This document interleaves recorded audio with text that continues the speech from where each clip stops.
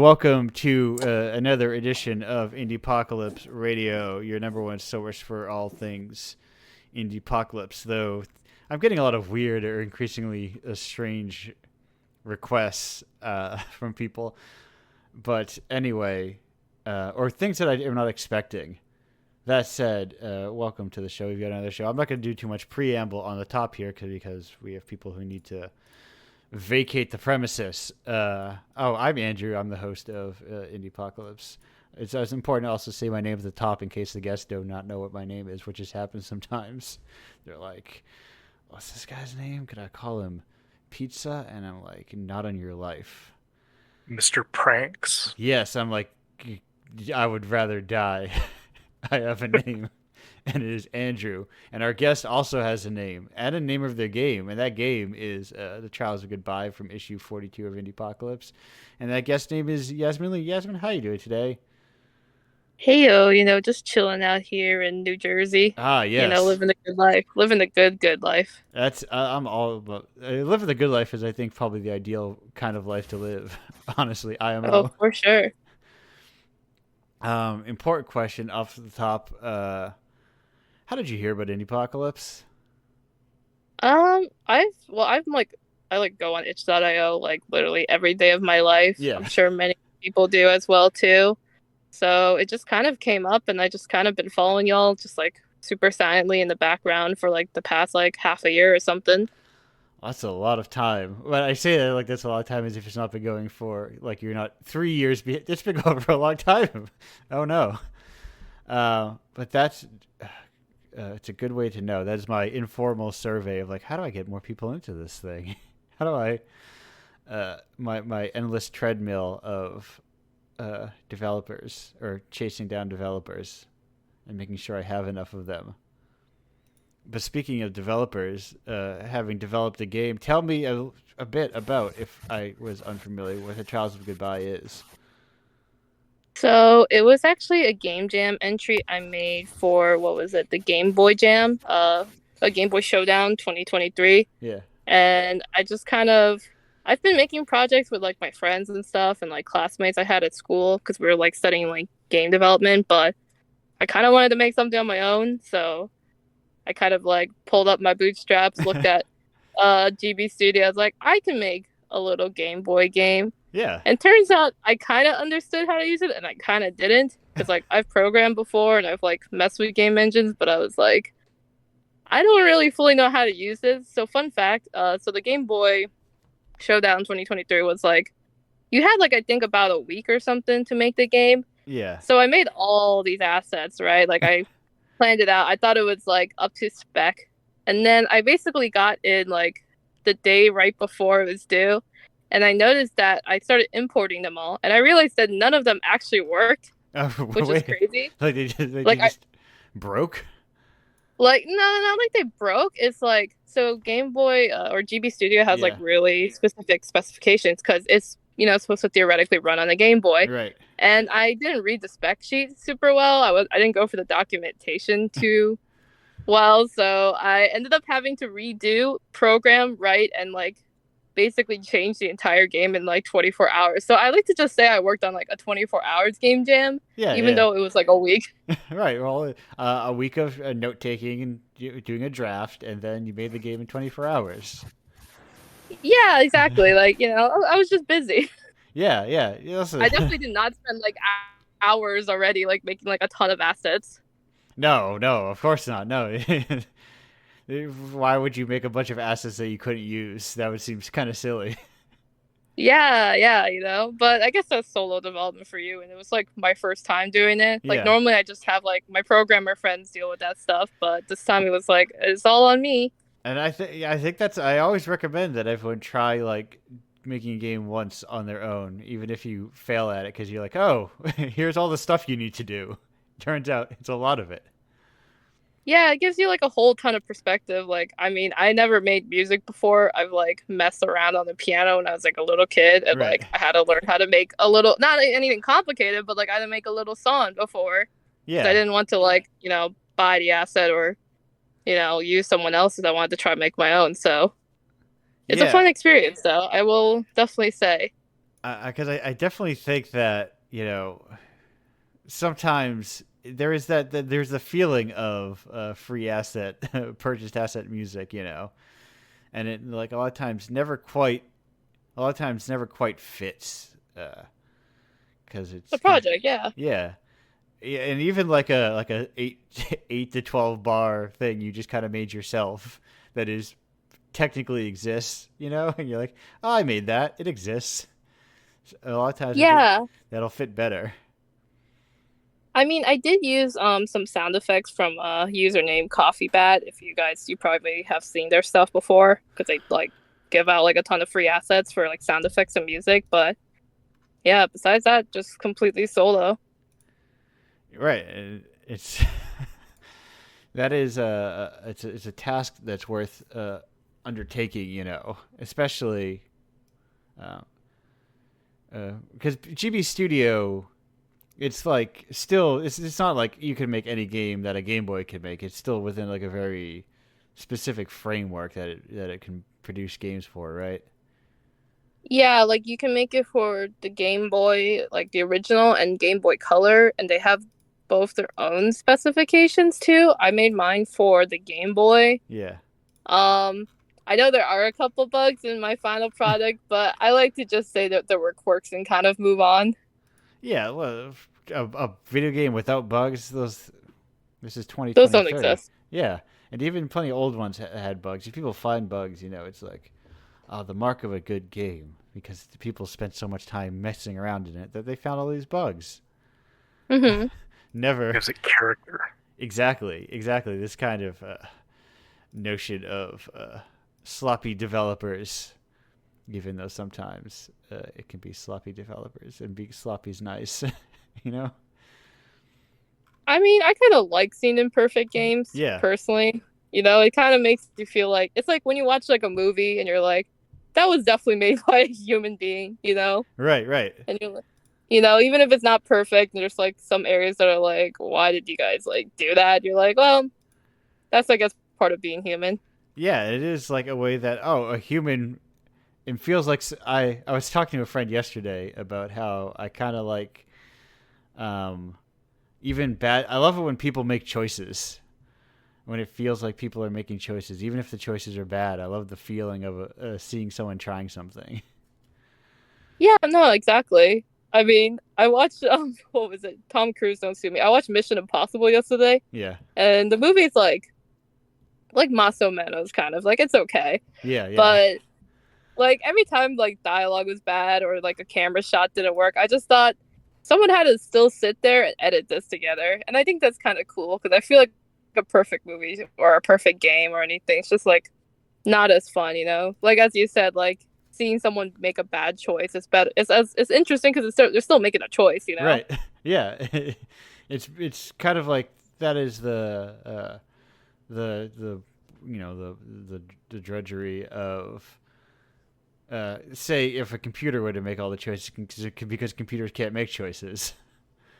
And you're like, oh, that's why I don't, or playing too safe, playing to what you would think an audience wants, and it's an audience wants all sorts of stuff. So yeah, what do they always say in the entertainment industry? It's like the audience doesn't really know what they want. You have to give it to them and just see if they'll bite. Right, and then you'll follow like 8 million user guides of how to make the best games, and then a game will come out that's a mega hit that follows like none of those rules, of the most marketable games or whatever you want to call them. I mean, wasn't that like a whole thing of like that like 2010s of like indie titles that like fall back onto like traditions of like 80s and 90s games, You're right. despite cutting edge graphics coming out? It's like you think like the market says like, oh, I want something that looks like the next Call of Duty or the next Final Fantasy with like cutting edge HD graphics, but not everyone always wants that. Or maybe you want a variety of both. Yeah. You can watch like huge cutting edge graphics, but then sometimes I can, the secret of indie games is people don't always have to squeeze through tunnels and weird loading zones all the time. Mm-hmm.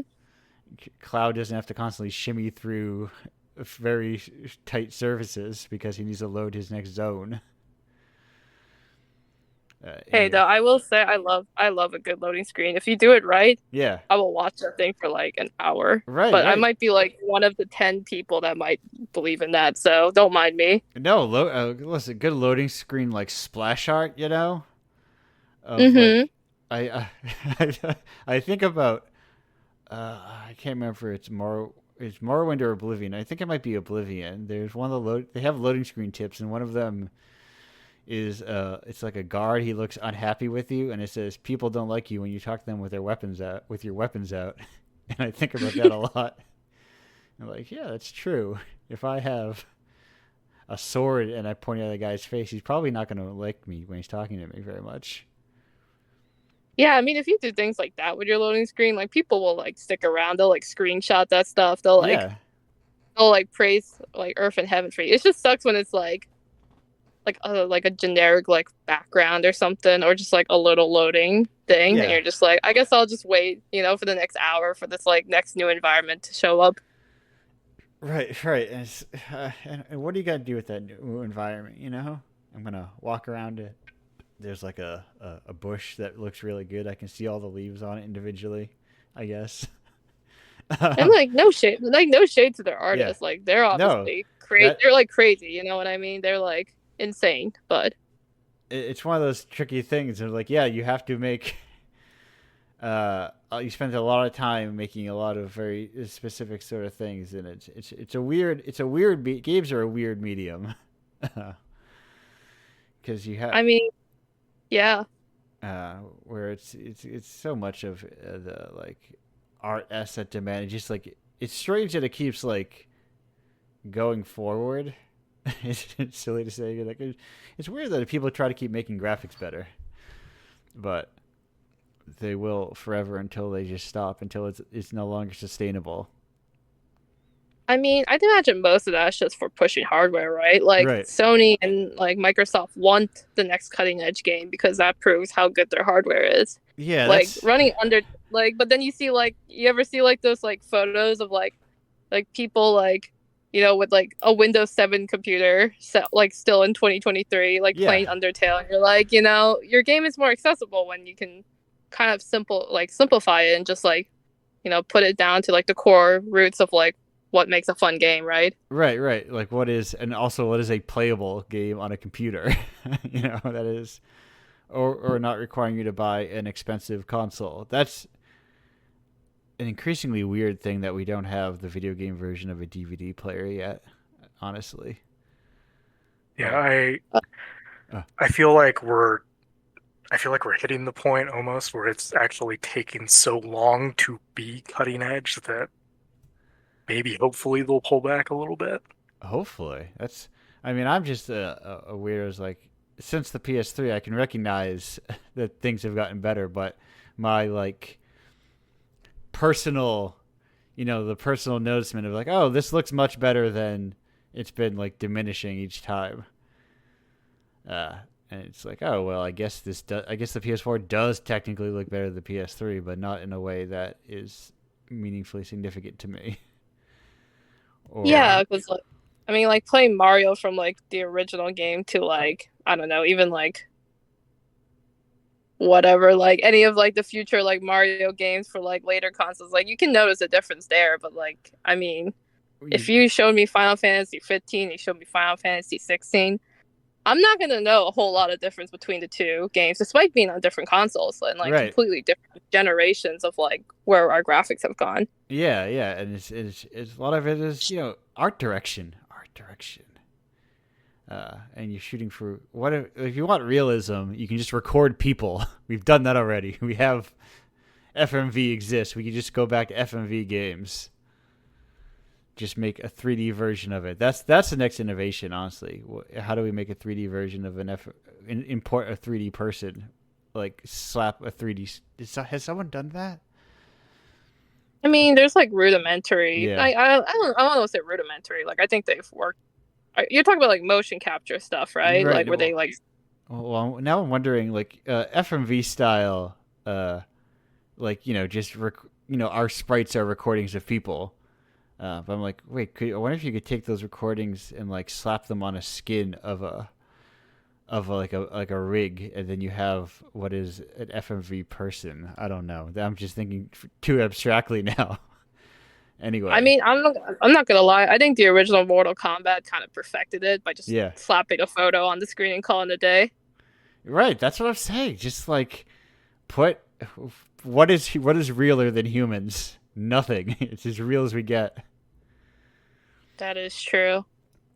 I would love to. It feels like a bygone era, but or a bygone era of like trashy FMV. I think we could bring it back. Like I'm sure there's like tons of people interested in it. You know, right. Like, you know, when people kind of like lose steam with PS1 stuff, that's what I'm looking for. I'm looking for people to bring back trashy FMV. There is like what's that game I'm thinking of? It was an Xbox Live indie game, I think. At one point, it's like a brawler. I don't know. I can't remember the name of it. I think I know what you're talking about. But it was all FMV stuff, and it was a FMV brawler. Xbox Live indie. That whole. I feel like there was another one around that era too. That was. It was a light gun game. This was the one where the guy slid all the time. Slid all the time. Ooh, yes. Yeah, there's. Oh, wait a minute. Hello there.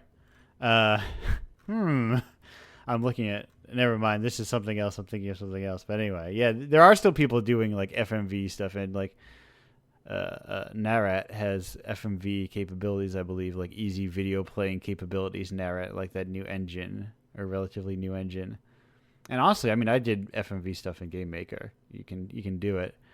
I'm just waiting for it to come, waiting for people to give. What I'm saying is, I'm waiting for people to give money to it so that we can have studios. I just want the sequel to The Quiet Man. Yes, right, exactly. The Quiet Man was a true marvel of modern art. I guess it's true. It feels like it's from 20 years ago in a lot of ways, like of a bygone era. I guess that's technically also a Square Enix game. Yeah, or did they have any hands in this actual production, or they just publish it? No, I'm pretty sure they just published that. Yeah, but Square Enix let me publish weird stuff. Let me. They're quirky. Yeah. Yasmin, if you were given any Square Enix IP to publish or to make a game for, and Square Enix gave you money, which one would you want to make a game for? Like me? You, and whatever resources they give you. What type of game I would want to make? Or what game within Square Enix's catalog? I mean, I'm trying to think. I mean, I'm a sucker for the Kingdom Hearts series, but I don't think I would want to. Well, I'm not gonna lie, I would totally work on that game, but I don't know. I couldn't really answer you. I guess I never put much thought about into this. Okay. Well, I work in the game industry, and yet, right. Like, if you ask me, like, oh, what game do you want to work on? I'm like, I don't know. Just throw something at me, I guess. Like, let me just see what's coming at me. Yeah. Now I have to ask, as a Kingdom Hearts fan, what are there any worlds or Final Fantasy characters that you feel are missing from Kingdom Hearts that you're like feel like are an oversight, that you're like, I cannot believe you do not have the Black Cauldron in Kingdom Hearts? Is the Black Cauldron in Kingdom Hearts? I don't know. Yeah, I don't think they. I don't anticipate them doing the Black Cauldron, to be honest. But, you know, maybe I know they're like, it's supposed to be mixed with Final Fantasy and Disney, and they've kind of been skewing off the Final Fantasy. But just like another Square Enix product or property that would be cool to incorporate would be like Dragon Quest. Okay. I feel like I could totally just see like Sora hanging out with the hero and just like fighting slimes and stuff, and I just feel like it kind of fits like mentally in my brain. Yes. But I kind of have brain rot, I have brain rot, so this is No. just like all I No. think about. Listen, I think you found actually, if you were to make like you found like the midpoint between Kingdom Hearts and Final Fantasy right there, or Disney and Final Fantasy. The midpoint is Dragon Quest, I think. Yeah, and I mean it'd be so cool to see like Akira Toriyama's like art style too in these series, like how Yeah. it would look. Right. But honestly, I'm just waiting for Kingdom Hearts 4. So honestly, if they just do that, that's like enough for me, I guess. Yeah, listen, Kingdom Hearts is something that exists in the back of my brain. It's like, what if I played a lot of Kingdom Hearts. I was a kid when Kingdom Hearts 1 came out, and I was like downloading QuickTime videos of that weird. Listen, true Hearts fans. Well, where was it? It was like that scene on the beach. Where did that even come from?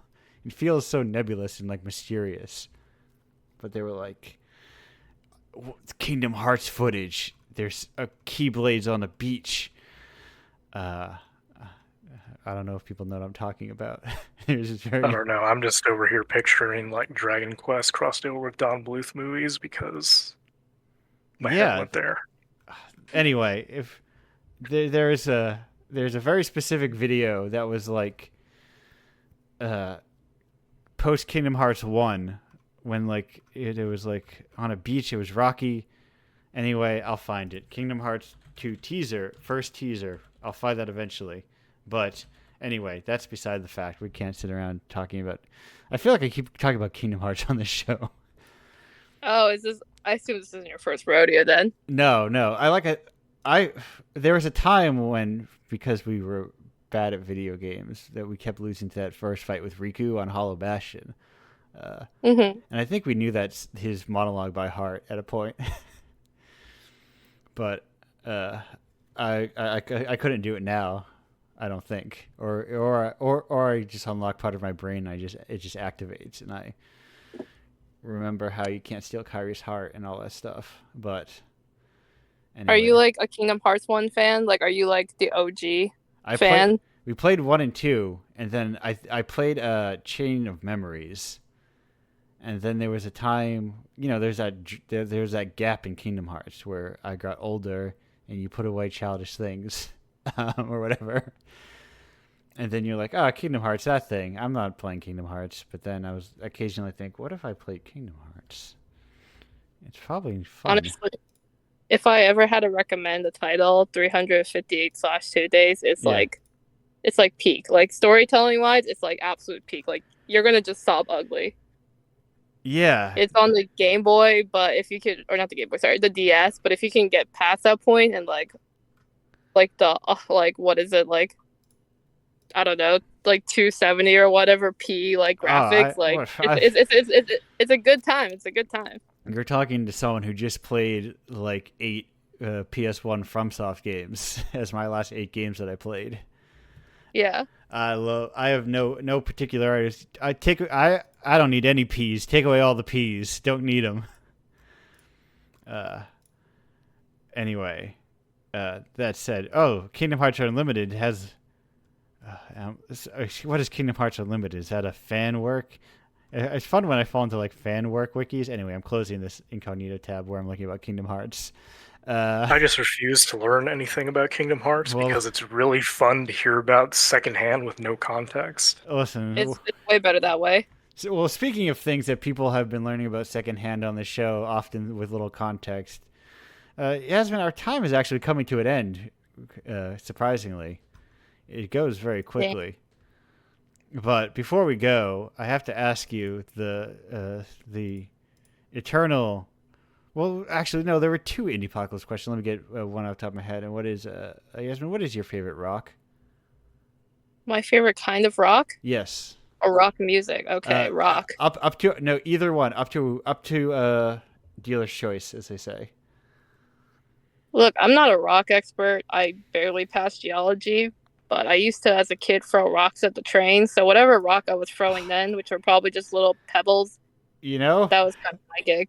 I can't explain what they were. They were just pebbles. with lots of dirt on them. Listen, but that was kind of my gig. Yasmin, I know exactly the type of rock you're talking about because canonically, in Indiepocalypse canon, my favorite type of rock is the kind of rocks you find on train tracks that we used to throw at graffiti underneath train tunnels. So, that is very specifically, I know exactly what you're talking about. You gotta like send me like the name and like the specifications of the kind of rock, so like I know what I was touching.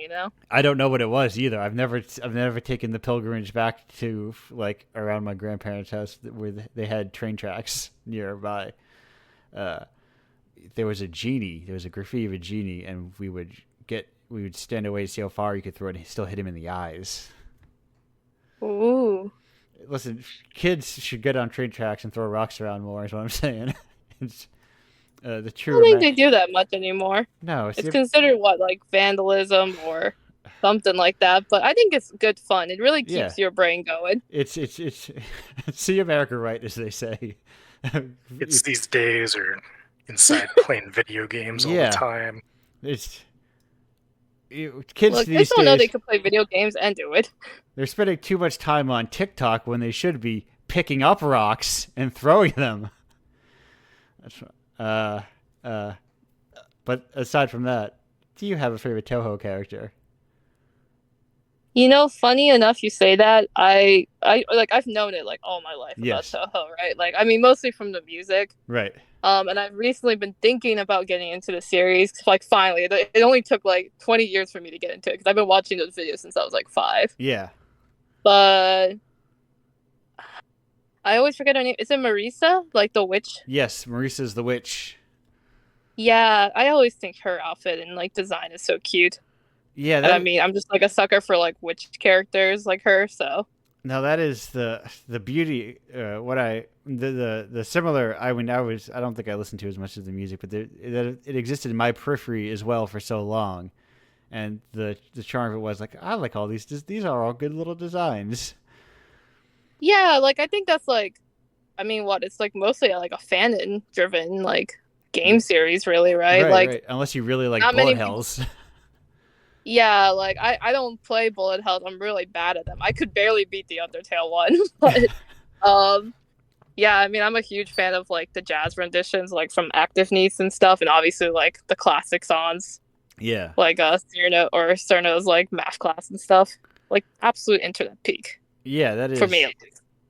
It's that is also like another in my mind. It occupies like a similar place to Kingdom Hearts of this dense, huge thing that a lot of people have nothing to know about. And a lot of people know a lot about. But that all said, Yasmin, thank you for being on the show. Thank you so much.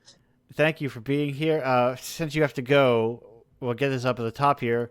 Where can people find your stuff if they're looking to find your stuff? You can follow me on itch. I'll just keep it simple like that. It's Baego, which is like, it means like white tiger in Korean. It's BAEGHO. So Perfect. If you look me up, you can find me, or you can look me up for the game, The Trials of Goodbye, too. If you've played it, you can just like search for me there. And then follow that all the way around to everything else, and use that itch as a hub to find you, because if you're other places, itch will get you there usually, right? Yeah. Like my Twitter's up there. You can see my very mild takes over there, which are none at all. And that's the way to live life, is with the mildest of takes. I'm living off here with like red and green salsa. That's kind of my gig. Yeah, the For You tab is a fun thing because I feel like you can click on that and you'll find the world's largest. Every day you can find an exciting new drama that you have no idea about, but it feels centuries old. And there's giant revelations. And you're like, I don't know who any of these people are. What's going on? I think life is better that way. The internet's too big of a place now. Yeah, it's too many people. Go outside, throw a rock at something that's not yours. Well, thank you so much again for having me on. It's a pleasure. No, it was nice to know y'all. Yes. Hopefully we have you on another time in the future when you can hang around and we'll have the whole big group party at the end. But until then, goodbye. Goodbye. We'll be back in like 3 minutes and 25 seconds. Ciao.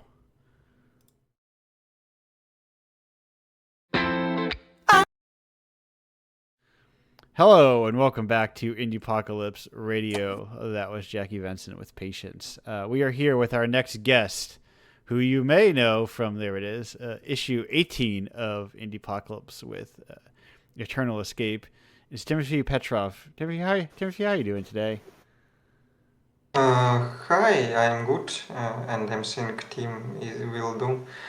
I'm think Timothy, it's too long name, so... Perfect. Important question, the question from the start, which is, if you can remember 25 months ago, over 2 years ago, how did you find Indiepocalypse? Yeah, I actually remember I was doing my game a month marathon. At this time I was on my third or fourth game, and I wasn't happy with downloads and view numbers, so I start looking for different game jams, and I wanted some particular game jams about months long with no particular subject, so uh, uh, your game jams was just perfect for me. So, but I believe I submitted maybe 2 or 3 games before I was accepted with Eternal Escape.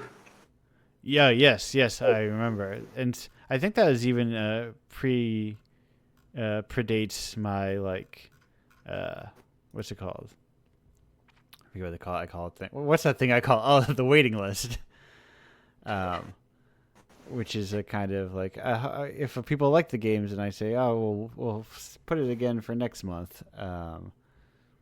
But it is my judging criteria is impossible to. It's cannot describe it. Yeah, and there's I've tried.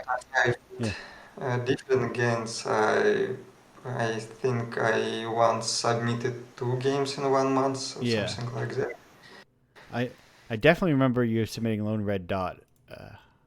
Yeah, maybe it was first game I was submitted, then I just submitted all the games. Yeah. But maybe that Lone Red Dot was the first game I submitted. But because nobody playing it. And I just want to show it to the world. Yeah, that's part of why I make this, and why there's like the trickiness of, like, how do you get your stuff out there? How do you, especially if you're making something that sometimes when things are abstract but not in a way that is like easily viewable, it can be hard for it to land. So I think it's good to have like a space that people can, submit games to and have not have to worry about themes or judge. How do you? Sorry. So, sorry. Just a question. Yes. That popped in my head. How do you, when you are organizing an issue, how do you decide what goes in and what doesn't go in? Usually, I'm looking for kind of like at some of its peak, sort of. I say kind of its peak, but I prefer it to go more abstract, less traditionally video game like, and then it's just stuff that I like. And then I've picked 10 things I like, but 10 things that are like, or 9 things rather, sorry, because one is commissioned.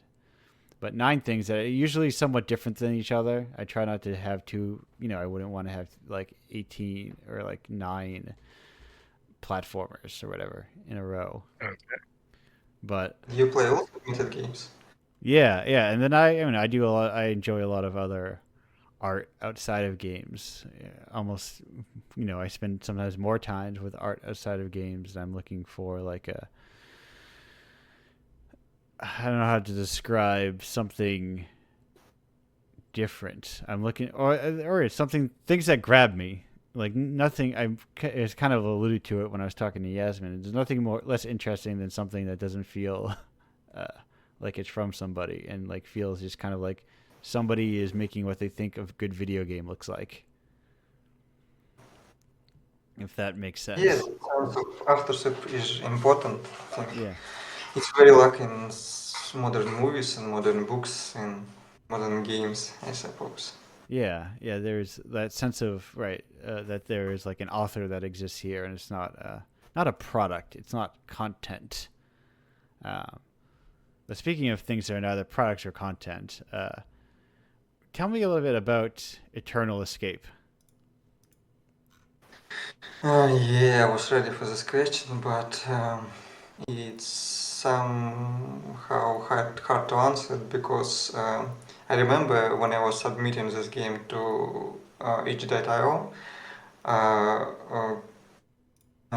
there is some pretty limited variations you can put in genre, visual novel or interactive fiction, something like that. I keep changing it.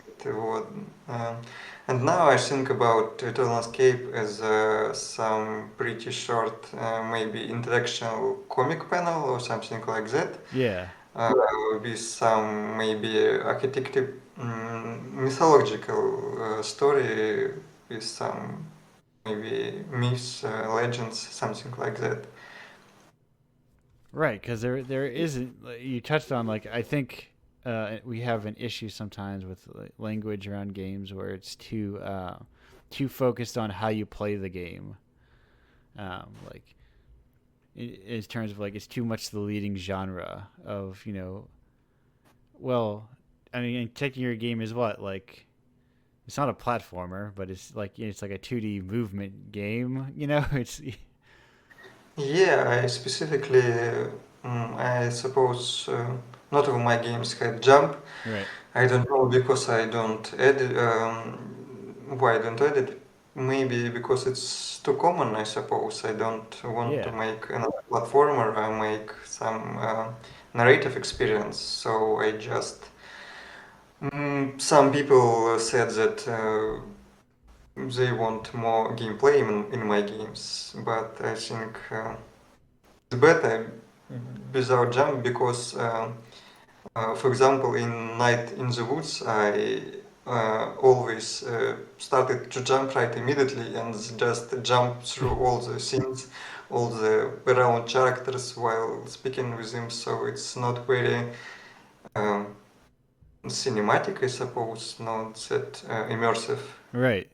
Right, and there's all these different sorts of like games themselves are not normal, and they're or more they don't need to be so strict in how we approach them. I think there's there's a lot of room for determining like how you interact with the game and like should a game be, whether or not a game has to have a challenge element to it at all, or a dexterity challenge, rather, I should say.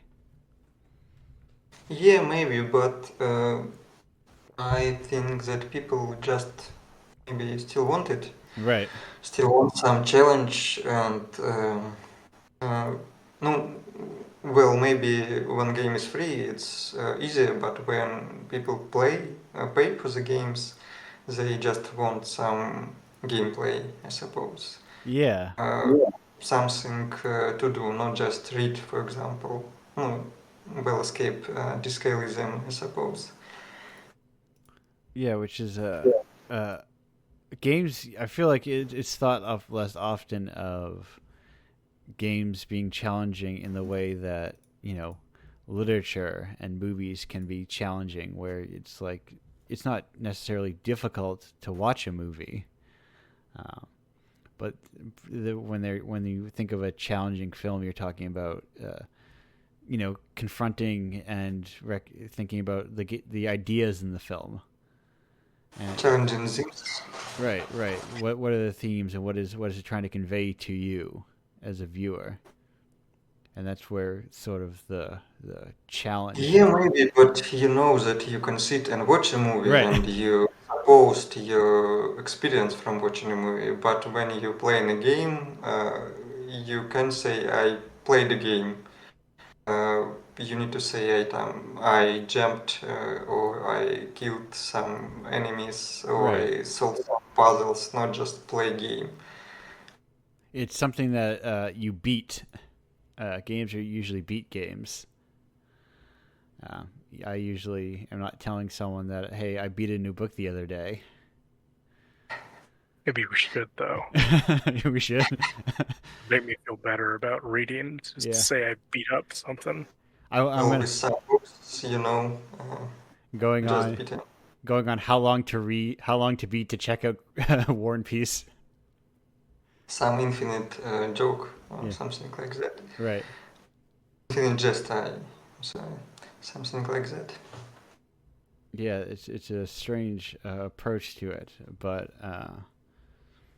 so I know that I've noticed that you doing try to approximately go with like one game a month for a while. And what is the process behind doing that sort of one game a month?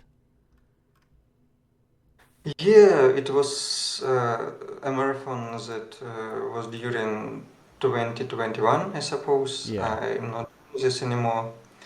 And I just wanted to make some games. I really wanted to do this for a long time, but I don't know how to start it. So I just found some game design topics by Douglas Wilson. And I just making one game at a month for a year, I suppose, just to finish things, the harder things to finish games. Yes. So I just wanted to finish something.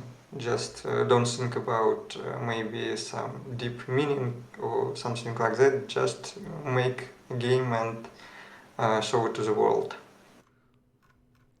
Yeah, and I think that in a way that helps you, or if we're say not thinking about it helps you, but it gets you out of your head and it keeps you from thinking too long about it, and basically and then never making it actually. Yeah, maybe, but with this tight time schedule, you just sometimes feel that you just use the first ideas that come to your head, not maybe think enough about ideas because you just don't have time, or developed visuals, for example, enough because you just don't have enough times for this.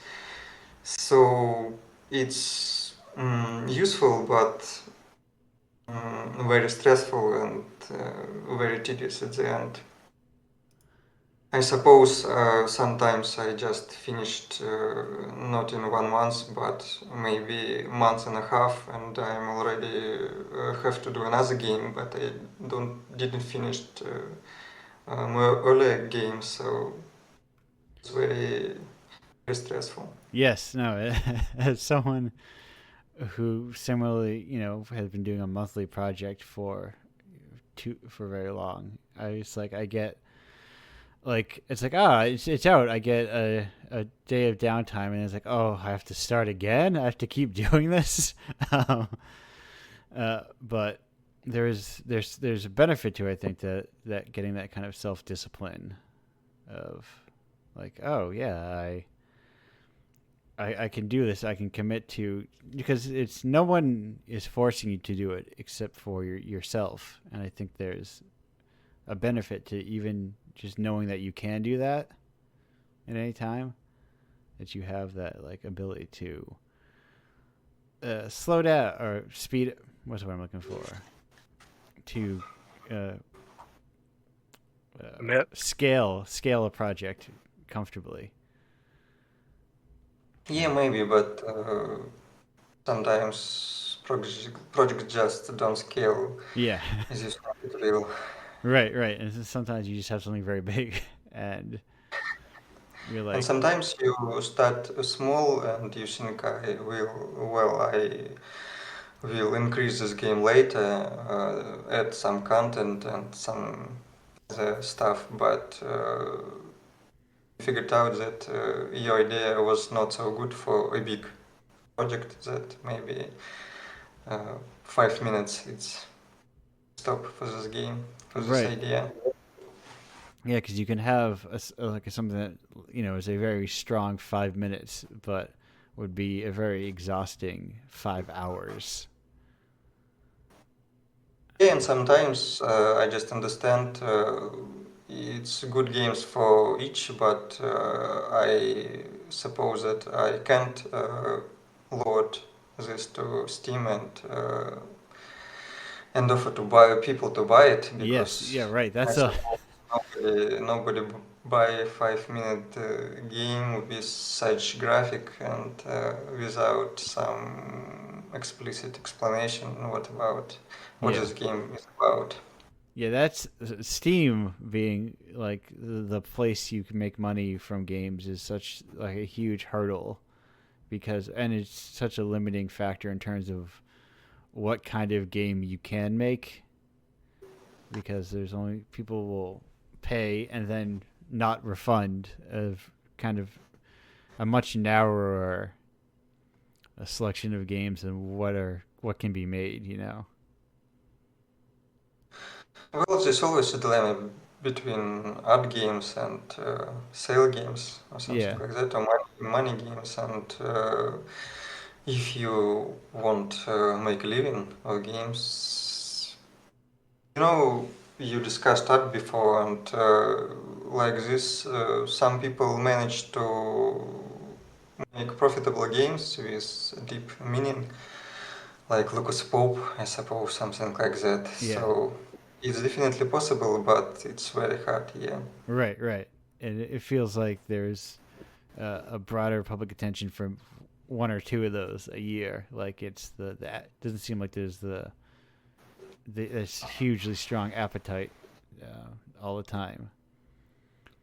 But that all said, we're actually getting close to the end of our segment here. So I have two crucially important questions for you. Two old I don't know what I don't know what Toho is, so I just think it's one question, isn't it? Yes, then it is just one. It is indeed just one question. I have listened to your Yeah, podcast for preparing, that's and I heard this question, and I have to Google what is Toho practices, and I never heard of them before, so I don't know. I'm sorry. no. That's why the question is, do you, not what is, because I do not is a valid answer. Then I strongly do not. Yes. What about rocks? Do you have a favorite one of those? Yeah, I just googled some kind of rocks. So I think maybe obsidian is my favorite rock. I Okay. don't know. It looks pretty. It's black and it's sparkly and it's just pretty, I suppose. Perfect. Smooth also. It is fine rock, more concrete in answer than Yasmin and I's abstract conceptual rocks. But yes, Timothy, thank you for being here on the show and making the game. Thank you for the whole thing. Thank you for inviting. Will you be able to stick around? We have two more guests coming. Yeah, Okay. sure. I don't know how. Yeah, sure. Yeah. If you need to leave, let me know, and we'll promote your stuff. But until then, I'll see everyone on the other side of 1 minute and 51 seconds. Goodbye for now.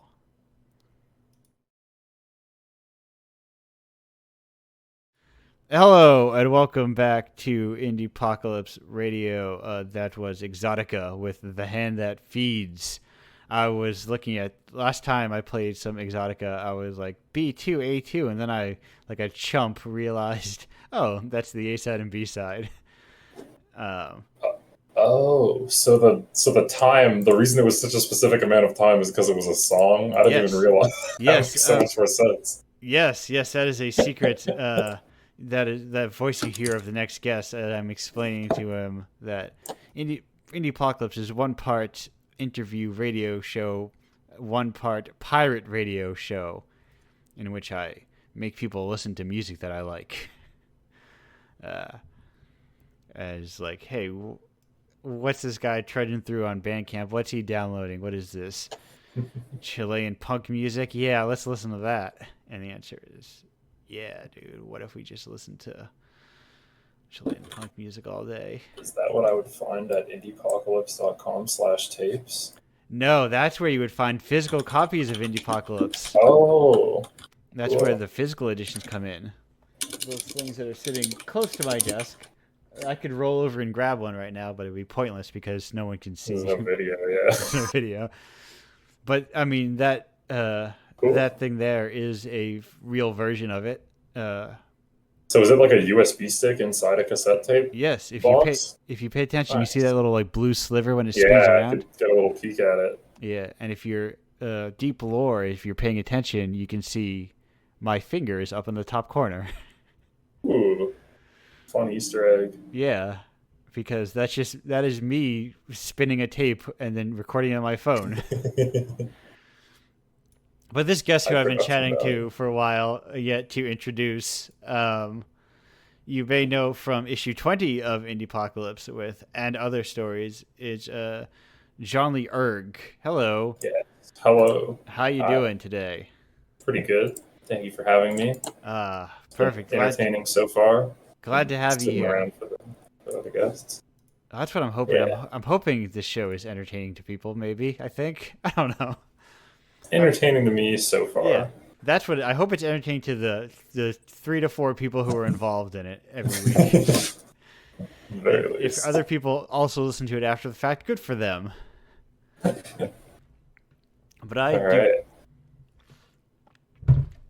I do too many things where I have to worry about if like people pay attention to them.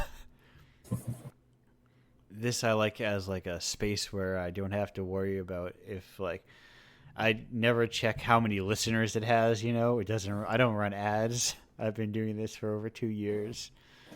I don't think I would have that level of self-control. Yeah, I have never received a payout from Twitch.tv so far. Yeah, that makes sense. I don't think it pays out very well. No, and no one subscribes to it. Nor should they subscribe to someone who streams once a week for 2 to 3 hours. I don't know. That sounds much healthier than some of the Twitch things of like we're gonna stream every day for like 6 hours. Yeah, I guess if someone wanted to subscribe, they should instead do the Patreon or the coffee or something. Yeah, I would. Yeah, the coffee I put there just because I think I put that there originally because it was like all this music I play, I buy all these albums. I'm not. Nice. I'm not a. That's actually. That's primarily also how I listen to music is like buying albums on Bandcamp. Yeah. And then I also have free Spotify with really annoying ads. Yes, I pay for it because I take it on the road with me and I hate ads. I hate ads. I'd never want to hear another ad in my life. I got into a new podcast in some of there was a time period where there was ads even though I was paying for it and it sucked. Oh. That's where streaming services are going. Like movie and TV streaming services seem to all be adding ads back in because I guess they're running out of investor money or whatever. I hate it. There are some podcasts that I've listened to that they just let me purchase a collection of episodes. I'm like, this is actually how I want to listen to podcasts. Yeah, that's ideal. I just want to buy a chunk of episodes once and then that's it. But I find ads sort of interesting, but I just feel like they're integrated so poorly all the time. Yes. That's why they get annoying. Well, yeah, an ad is annoying the second and third and infinite other times you hear it. The first time it's like, this is new audio entering my brain. Yeah. But it's the strategy of like saturation of you will get the same ad every 3 songs on Spotify. Like, yeah. That's when it drives you insane. Or when it's like spliced in to like a movie or TV show, just mid-sentence or whatever. Ooh. That's horrible. Yeah, the perfect. We were watching. What were we watching? We were watching some like Tubi, and it's like Tubi is clearly not paying attention to where they slice ads in. They're not meaningfully placed. But speaking of things with ads, Indiepocalypse. How did you hear about it? From an ad on your local post? I saw a plane going by with a banner behind it. I think I just saw it on itch.io's like front page. They always have really nice like cover art. So I think I was attracted to the cool poster art. I saw it and I was like, this was like a while before I submitted mine. I don't remember what issues it would have been, probably some of the earlier ones. Yeah. I was like, oh, that's so cool. I like it. I don't think I actually bought any, but I looked at them and I was like, wow, these are like, normally I expect a game bundle to be like a humble bundle kind of thing where it's like 2 games that are really popular and then some random other stuff they throw in. Yeah. But then these were always, all pretty like out there. Yeah, that's like out there games. That's definitely like my goal. I kind of stated previous in the last time is I want it to be kind of like the fringes of game development. No, it definitely fits that zine stylings. It feels like a thing you could have picked up somewhere at some weird flea market. Yeah, I'm going to something like that tomorrow. Awesome. Are you going to sell the tapes? Yeah. People... Perfect. They think they're really cool, but then sometimes they tell me, sorry, I'm not a gamer. But I think you don't really have to be a gamer to play a lot of games. That's what I try to tell them. I go, no. But it's hard for people to get it. Yeah, I'm like, if they've never played like a weird itch game, they'll kind of assume people have their preconceived notions of like what a video game is, and it's usually like Tetris and Grand Theft Auto or whatever. Yeah, or it's just like, oh, look at this. I'm looking at the front page of itch, and I'm like, 2 Indiepocalypse games right there, in the fresh game section. Yeah, I'm currently just absentmindedly scrolling through issue 41, looking at the little GIFs. Yeah, I think that's probably why I said Tetris. There's a Romino's Adventure where it's like someone picking up and moving Tetris pieces. Yeah, that's a cool little like It looks good. It's like it's a platformer, like a puzzle platformer sort of thing. It does it show in this GIF? It does. I don't think it does, but you can like part of the game is also. Can you clear lines still? Part of it is using like hanging on ledges and getting a second jump using that stuff like that. Cool. Like you could theoretically take that L block and jump onto that ledge and then kind of use that to jump. But speaking of how games play, tell me about And Other Stories. Okay, so And Other Stories is the game that I put in Indiepocalypse issue 20. I made it. When was this? Last updated 2021. Although that was maybe not when I initially made it. So I think I've made updates to it. It's a game. It's basically 4 Bitsy games. People know Bitsy, which is just like a little browser engine for making tiny pixely walk around and talk to people games. So it's 4 of those going on at the same time, and you control all 4 of the games at the same time, and they play simultaneously. And then around it, there's like this frame that animates and reacts to the things happening in the 4 stories. And then there's also a lot of like motifs and visual and narrative connections between the 4 stories. And the 4 stories are sort of just like autobiographical-ish stories from my life. Yeah. And you just kind of walk around, and it's pretty impossible to actually play all 4 of them at the same time.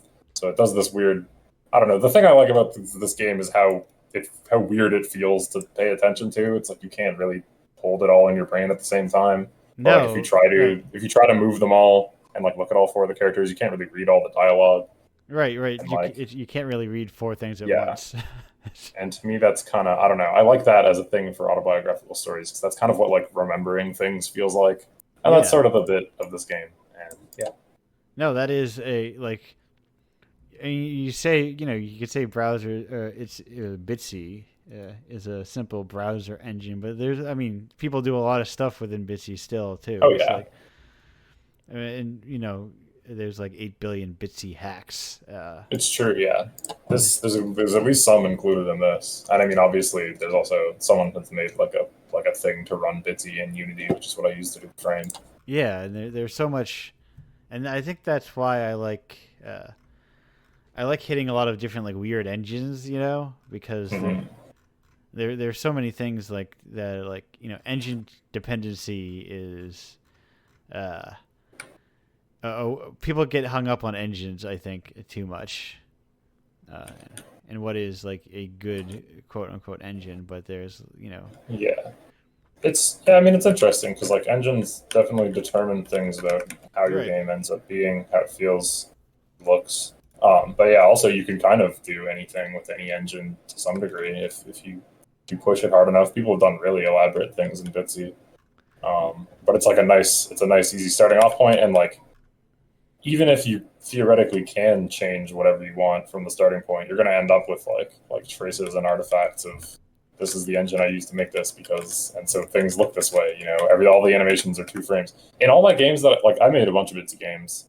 I sort of started doing them because they're just like the scale of it, the scale that it seems to want you to do. The scale of the games that I made in Bitsy was like easy to finish. Yeah, and that was good for me, I think. But like now when I make other like just Game Jam games in Unity or Godot or whatever, I often still only do 2-frame animations if I can help it, because I'm just so used to doing 2-frame animations because of Bitsy. Because that's the default. On Hack Bitsy, you only get 2 frames, and like I don't know, I feel like I've gotten pretty good at just conveying what I want with 2 frames per animation state. You can do 2 frames is can be all you need sometimes, right? Mm-hmm. Two strong frames will get you pretty far. Yeah, because that's the core of animation, strong keyframes. Yep.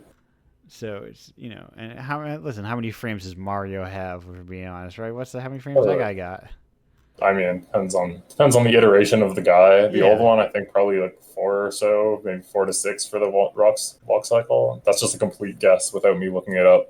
Yeah, and I don't do research here. I'm not going to look it up. Let's just never find out. Yeah. But yeah, I think a lot of people, I've like heard it stated before that like to get like a convincing walk cycle, you kind of want like 4 to 6 or something, because like.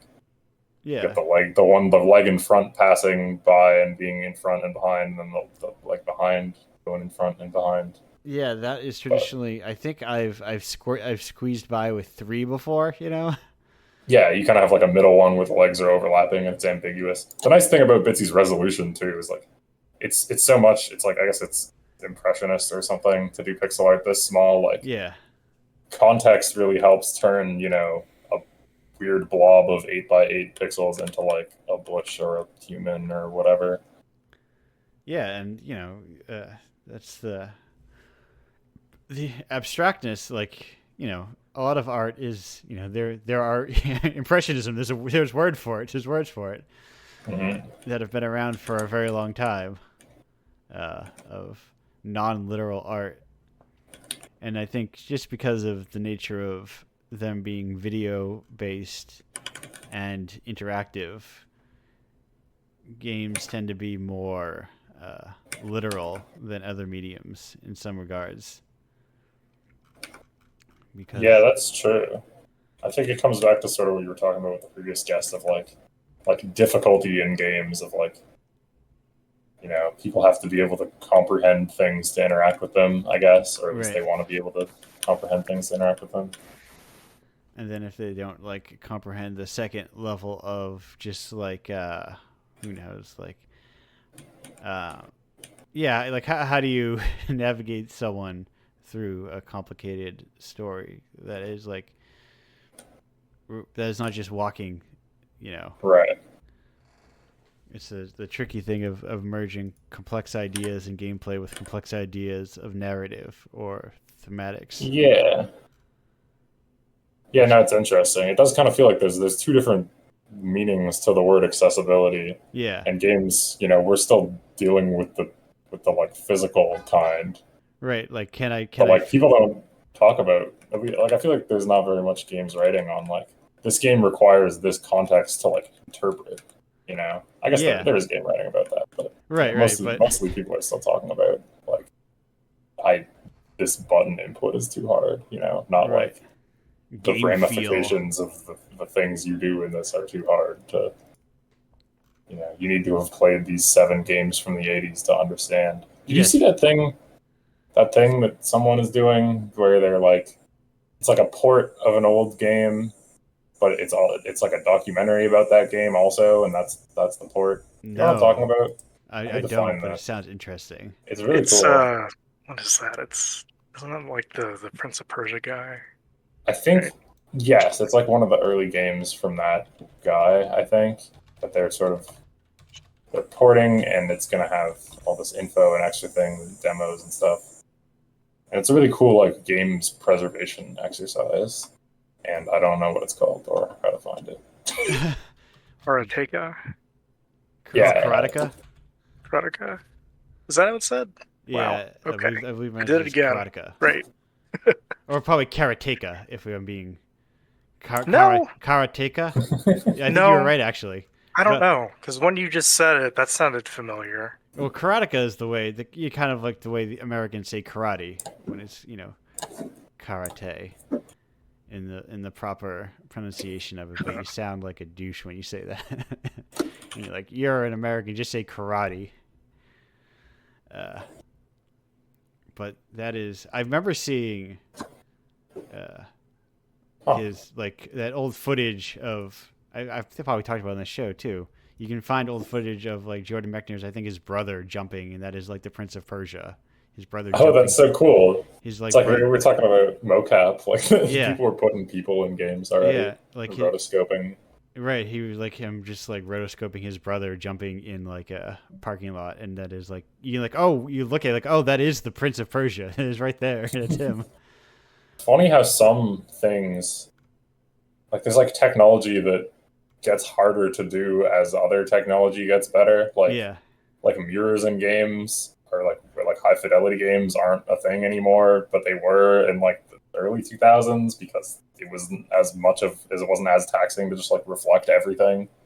But now it's like, oh, if you want to do that, that's going to be expensive. You need like a small room if you want to have a mirror. Or even just like making a new, what's it called? Or it's like I can just duplicate the room.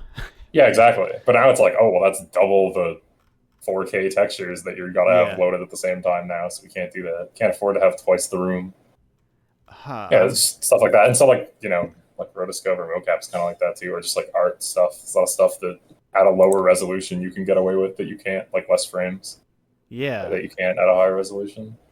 Yeah, right. It's this tricky thing of you're kind of backing yourself into a technological corner, which is why I'm wondering why, you could just dial it back, let's just go back. Let's go back a little. I mean, really, it's all style. The idea of framing like graphics as like a linear progression doesn't really make much sense. Yeah. It's all fake anyway. It's not like you're simulating the world to make this apple look photoreal. Like, it's just another art style. Speaking of mirrors, like that Silent Hill 2 remake was like a perfect example of like a style over the iconic James looking into a mirror looks so much better in this PS2 version, and it just kind of looks so flat and nothing in this remake.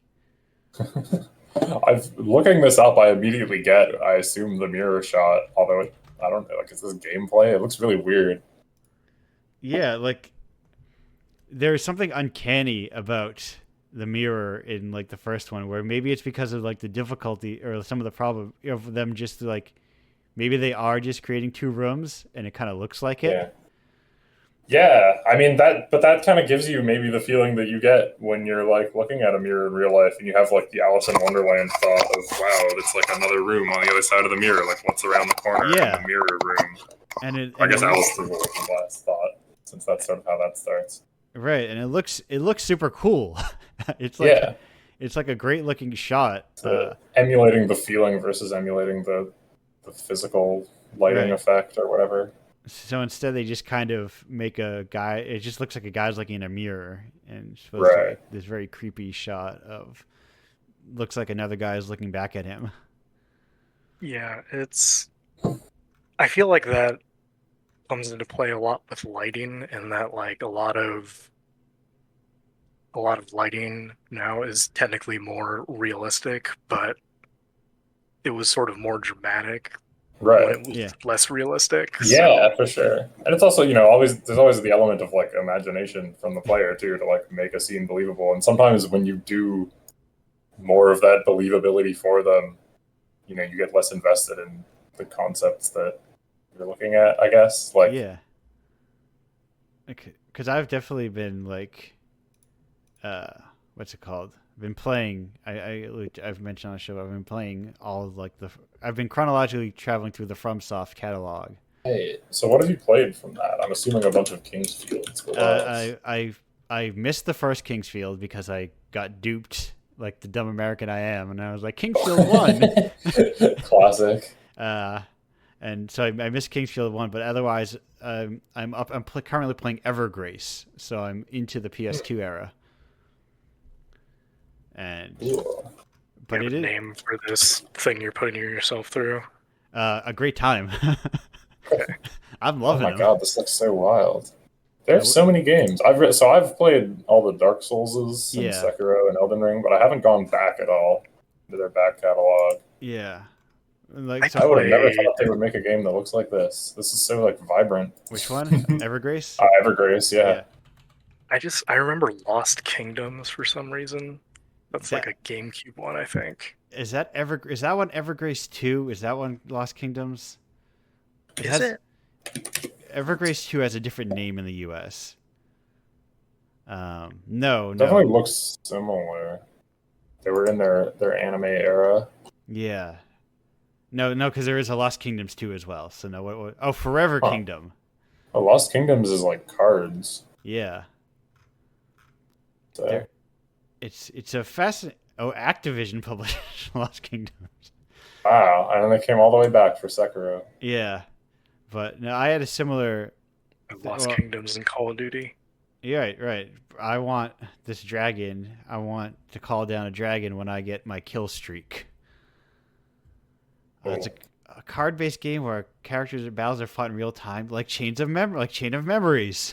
Hey, bringing it back around to Kingdom Hearts again. This is probably such a hard conversation to follow if you're not Googling along with us. No, but I mean, this is this is also how my brain works in general. So even if I wasn't Googling, my brain kind of like I'll be thinking about something, and then even while I'm talking to someone and paying attention, my brain will also be like ping-ponging through all these different things, and then I'll talk to you like 5 steps ahead of where we were talking because.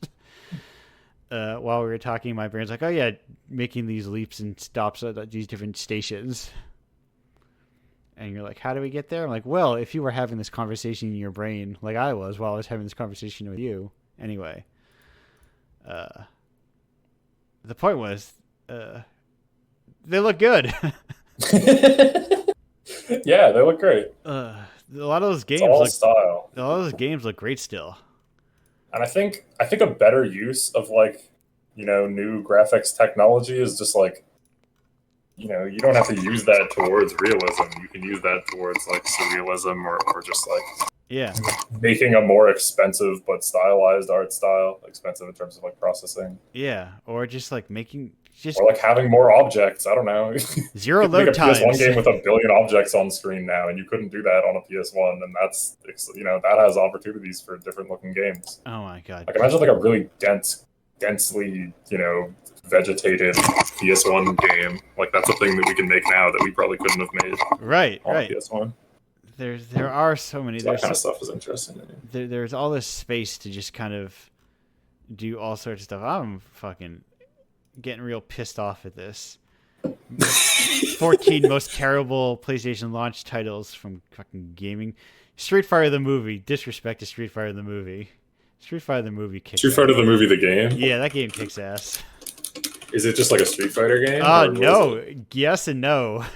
Isn't that like, is that the FMV It one? is the FMV one. Oh, okay. But does it play like a fighting game? It plays, okay, so There is a version that basically plays like Street Fighter. I think it's like the Saturn one. Yeah, there's an arcade one. I forget what it is.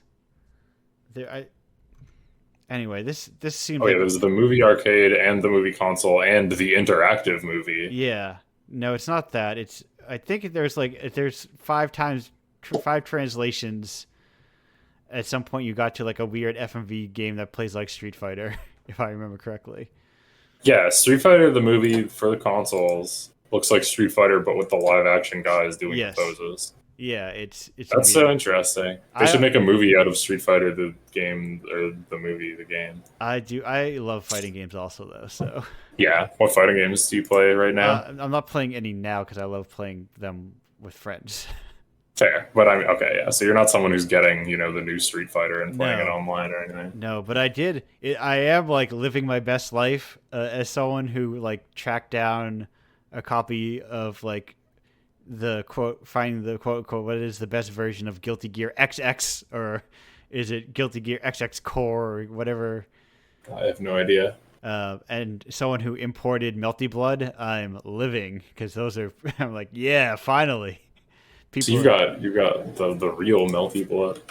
I primarily play Project M, the Brawl mod, Smash Bros thing.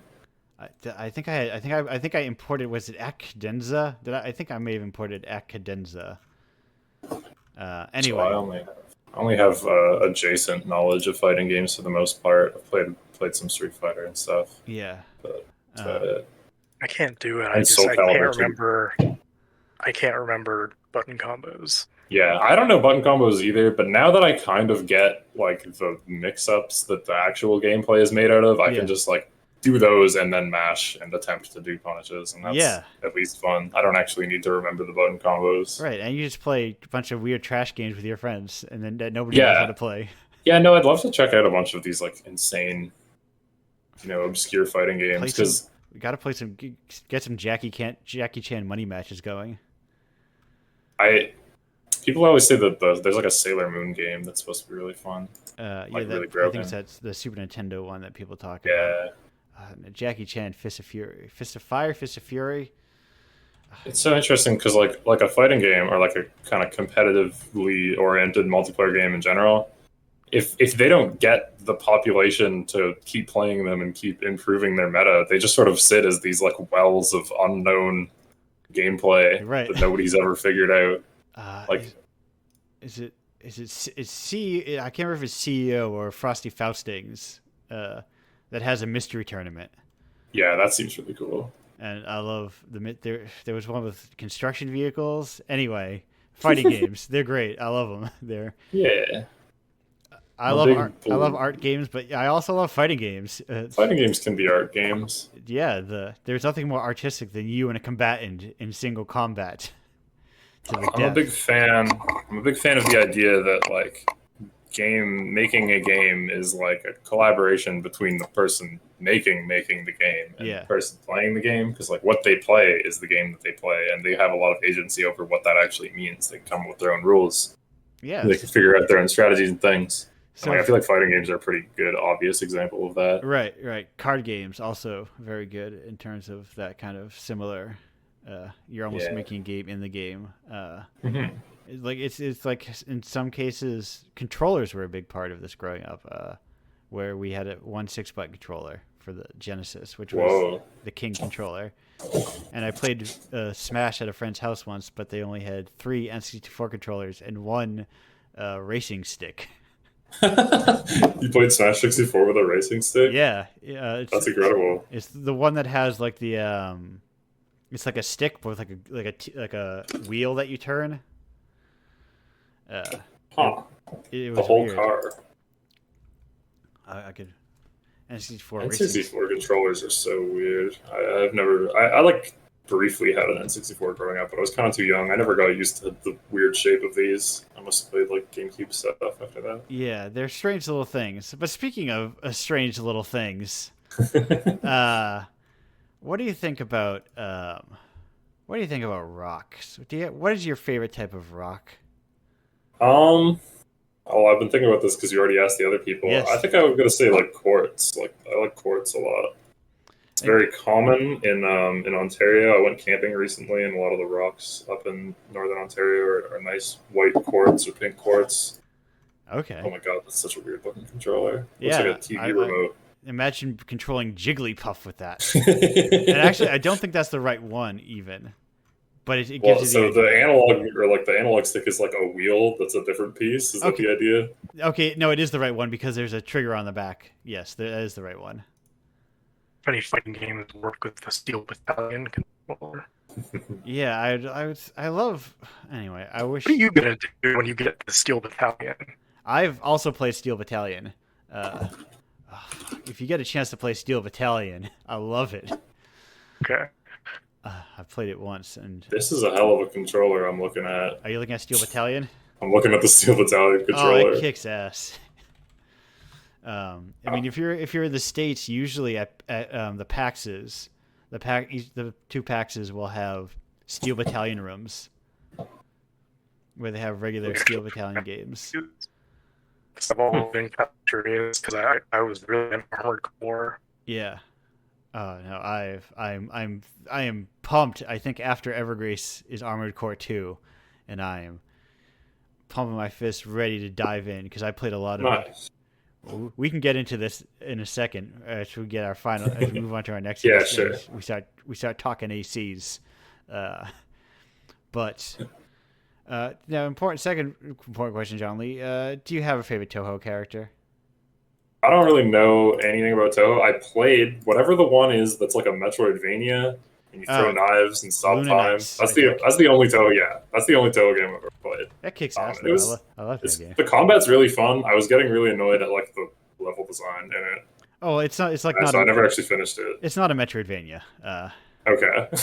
I think that's maybe I was missold on it then. That's the important thing to know about that, and but I still had to backtrack, but it was just not an interesting space to backtrack through. Yeah, that's the thing. Luna Knights and but the combat was amazing.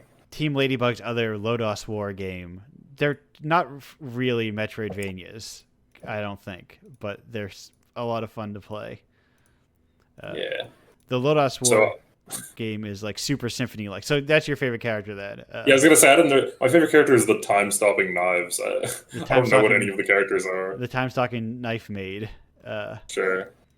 Luna Knights. I'm forgetting her name.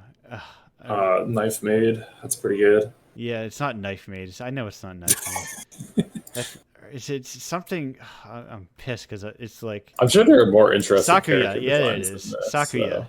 Like I just went to a random picture on the Steam page for that game, and there's like a pig with angel wings and a sword and a shield and a beard. Like I think that guy's actually my new favorite Toho character. There's a lot of good Tohos, and I think that whole like Scarlet Devil Mansion is like top shelf of what Tohos are. Where she's a maid in that mansion. But anyway, Charlie, thank you for joining me on this episode of Indiepocalypse Radio. Hope you can stick around while I find. Here's Fubar. Found you hiding. We're going to go on break for about 2 minutes and 42 seconds, and then we'll be back with our next and final guest. Goodbye for now. Enjoy some more Curtis Craig. Ooh.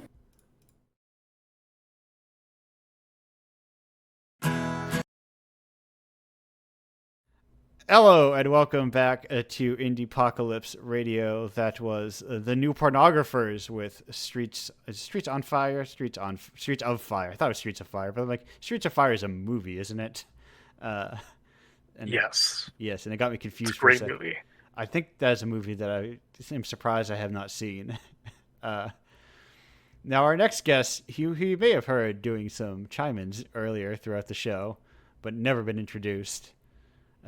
Didn't actually has nothing to do with Indiepocalypse at all, as increasingly I have some guests who are not in doing that. But as a writer, you may have seen on the internet writing about games or other media, as one is wont to do.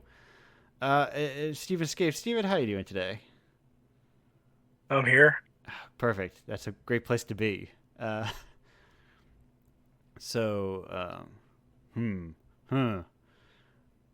I have written about Indiepocalypse before. Yes. Yeah.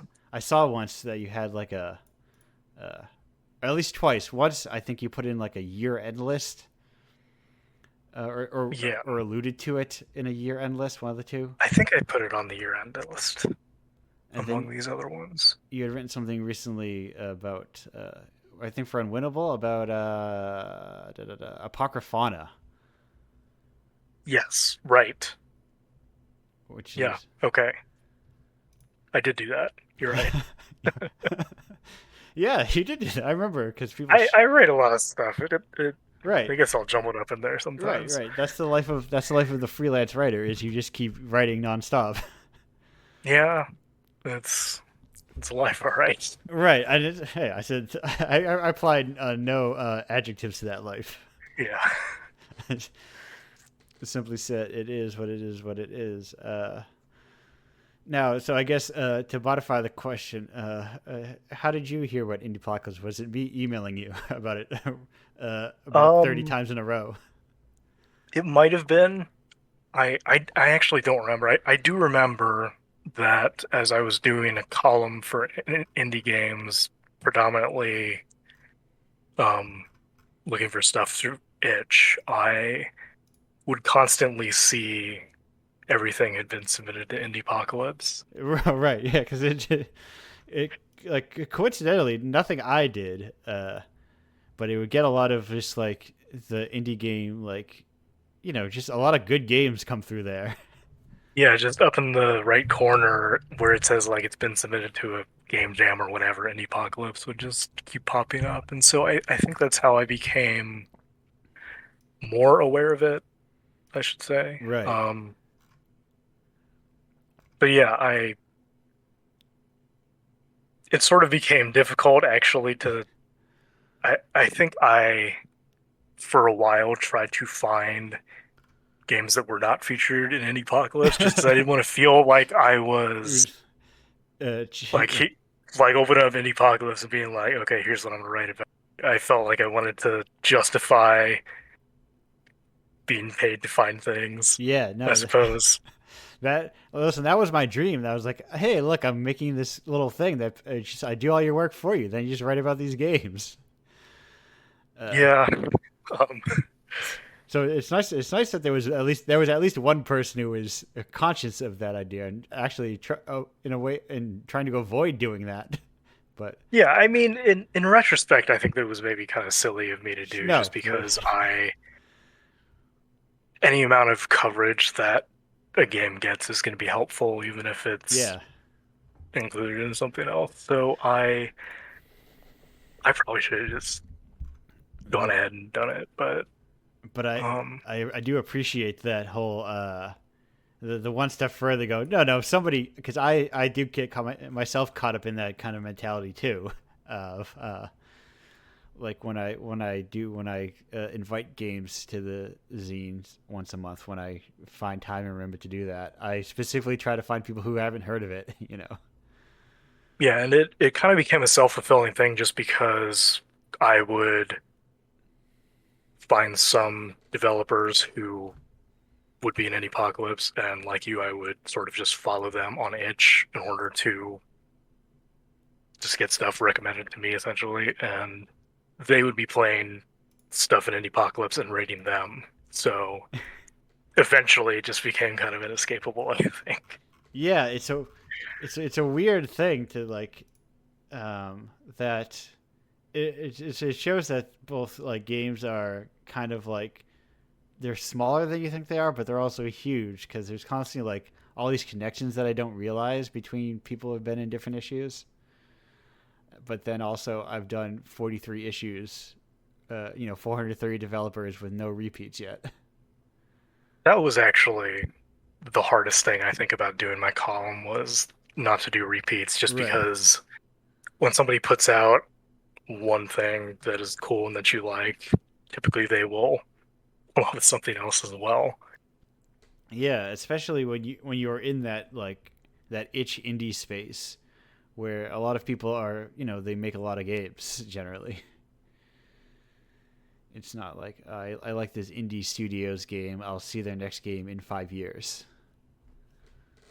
Yeah, I really enjoyed doing the column. It was it was very difficult actually, because I think I find playing a lot of games hard almost, just because I can feel my brain having to mentally readjust to what the rules for a new one will be. Right. Right, because So, sorry, go ahead. No, I was gonna say within that space, a lot of times people are not like that. If there's any space where people are like, oh no, you can make video games whatever you want them to be, that is the space. Yeah, it would be different if I was, I think, doing like a column about, I don't know, like platformers or visual novels or Right. something. Then there would be less just readjustment, and I think I kind of came to put it off sometimes just because I knew it would be like, oh, I'm gonna have to use my brain. Yeah, even if you were in like the more like commercial indie space, that's still like familiar, and a lot of those games are still like you understand what their rule sets are going in. Yeah, and then there's the additional thing of when you're putting together a column, you want to have variety.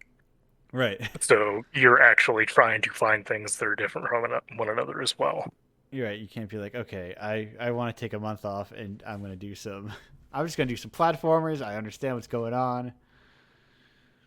Yeah. Yeah. So I guess it's really impressive to me that you haven't gotten tired yet, I suppose. I'm a sicko. I love, but also like, outside of the weekends, the thing is, I don't really play a lot of like indie games that often.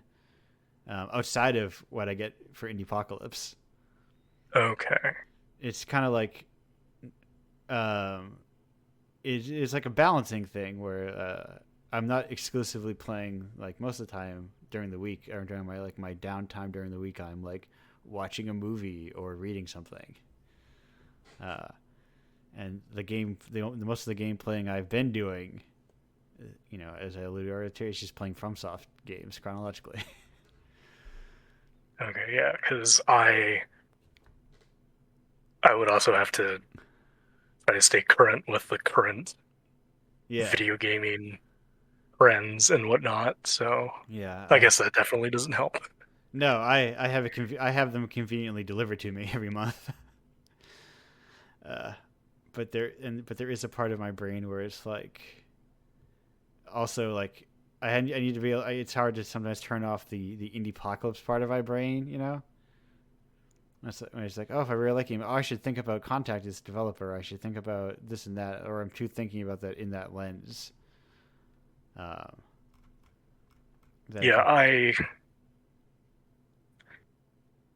think I'm kind of stuck now, but monetizing your hobbies is not always the way to go, maybe.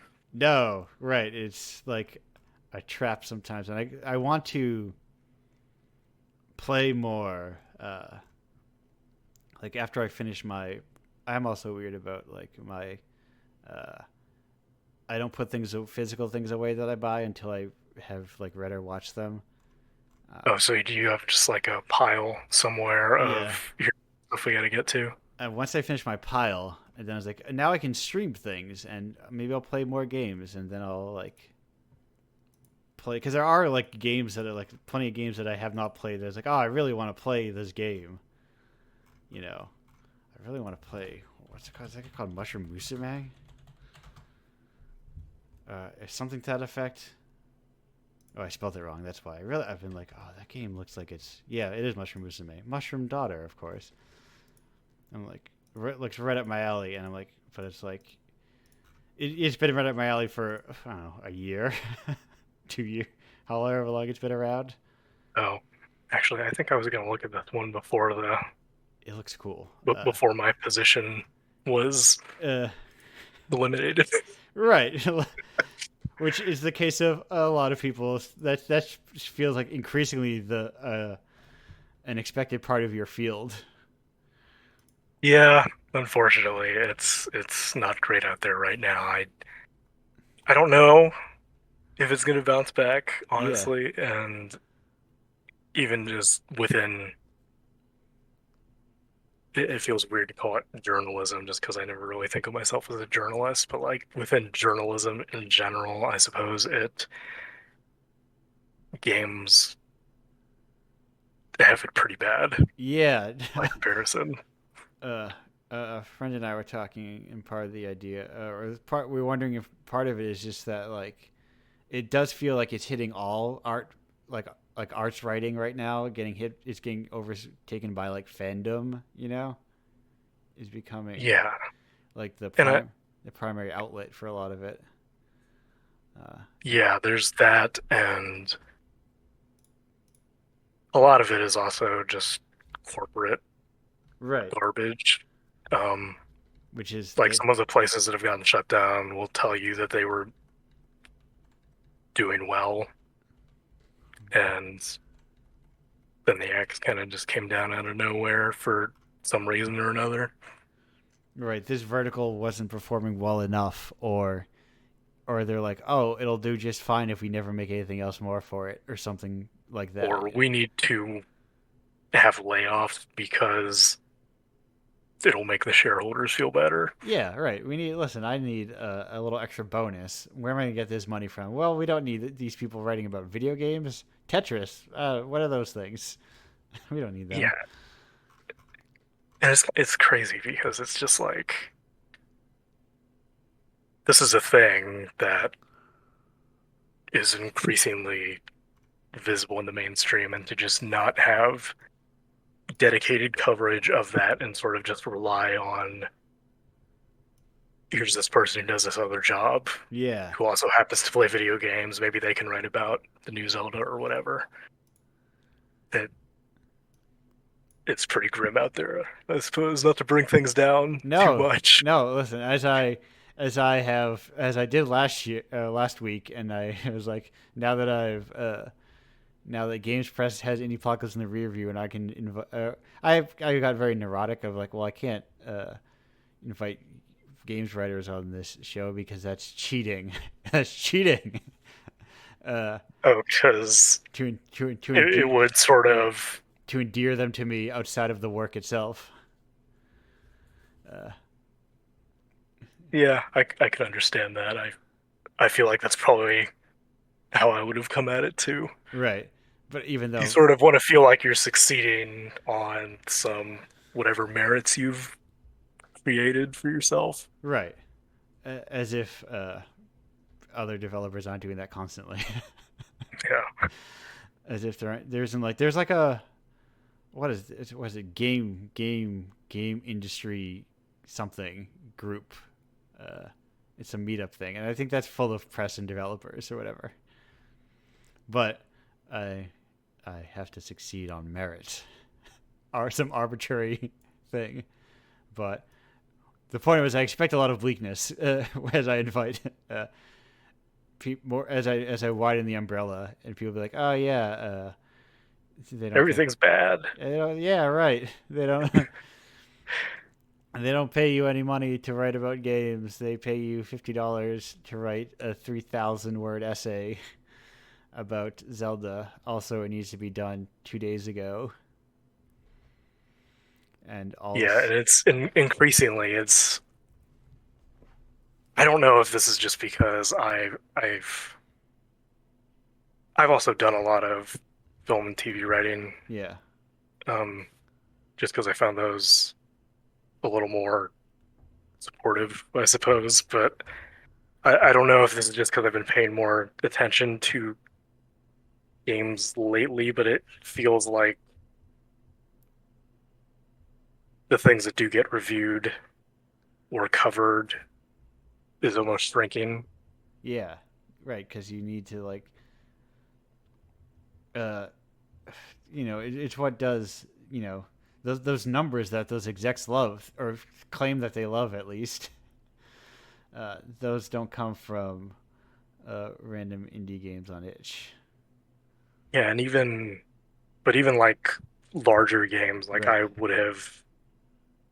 I went through a period of pitching coverage of like the System Shock remake and Jagged Alliance 3, which are not small games. And the websites just ended up not covering those at all. Yeah, right. Because especially with like as you add more and more like forever games, Yeah. like it's like, well, why would we need you to write about Jagged Alliance? We have a Final Fantasy 14 editor or whatever. Yeah,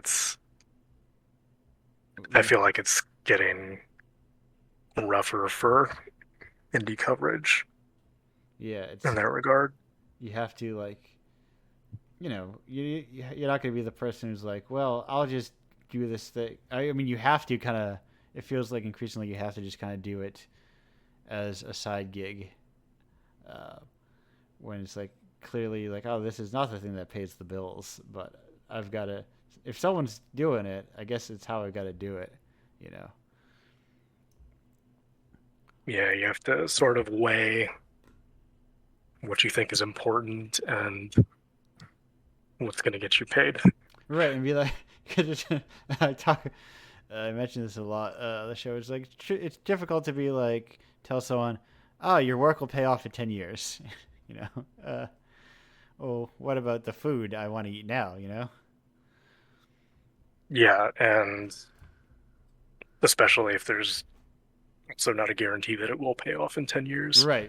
There's that theoretical space where it's like, oh, well, if I spend all this time doing this important indie coverage, I'm building this backlog of like this attentive audience is going to go crazy for like my like very what's what I'm looking for, not thorough, my kind of that like my exhaustive having like that spending years building up an exhaustive site of indie game coverage, and that is a valuable resource, but yeah, everything feels temporary, right. Unfortunately. Right, especially when you're writing for someone else's site, because those sites are increasingly temporary, and everyone the end of the road for everyone seems to be becoming a variety streamer. Yeah, I need to work on my on-camera presence, I guess. You gotta. Steven, have you not been on Twitch every day playing the new Baldur's Gate? No. I heard the devs are panicking about it. I hear that devs are always panicking about everything. They're just so nervous about things, the new gold standard of games. Yeah, Baldur's Gate was actually a thing where like I had to sort of just mentally do the math of like how long is this going to take me to get through, and am I going to be able to write about it? Right. Versus should I look elsewhere? And ultimately I was like, I'm going to look at these other things. Yeah, that seems so I haven't even gotten those yet, even though it's like probably shaping up to be like one of the biggest releases of the year. But it's like, but can it sustain it? Does it have that Elden Ring sustain where people will keep writing articles, or like will those fall off after a week or two? Are people going to be tired of being like, oh, you can do things with your dick in Baldur's Gate? Well, it's long enough, so right. Presumably they'll still be playing it for a while. So maybe that's the secret. Just as long as people are still playing it, they'll want to look up stuff about it. Yeah, it's a weird. I never begrudge it. I would rather do the madness that I do, than ever try my hand at games writing. It seems like a hard profession. Yes, I would say don't do it. No. even the few things that I've done, like, because I've been trying to be like, well, I should write about this more, these games, to kind of help people get introduced to Indiepocalypse games, because now there's too many of them, and I'm only doing like 2 a month. Like, too much. Yeah, and there's also just this lingering question, I guess, of like how much does the video game audience want to read? Right. Like it feels like, and this is true of other fields as well, but especially for video games, it feels like people want to watch videos of things. And I think for video games, actually more understandable just because of how much more varied things are, and like it's helpful to actually be able to see footage of what someone's talking about. Right, and there's definitely like you want to see like the style that someone plays things in some respects. It's like a whole other like element to it. I've been trying. I find, and also you also have to be good at writing it. That's the other hard thing. I was like, oh wait a minute, then I have to be a good writer too. I was like, wait a minute, it's not enough to just put the words on the page. That sucks. But that's just have a lot of pictures. It'll be fine. Yeah, listicles. I do take a lot of pictures. I do like. It's not photography. I wouldn't call it photography because it's not like intentional kind of like framing. But I take a lot of screenshots as I play through games now. I'm not good at that. I always forget. I will get sucked into a thing, and it's like I no longer remember that I should periodically press a button every once in a while. Right. Well, it helps if you've legally dumped your games to emulation, and you just set like a very easy what's the word I'm looking for? Hotkey, like click both the sticks. And then you get instant screenshot.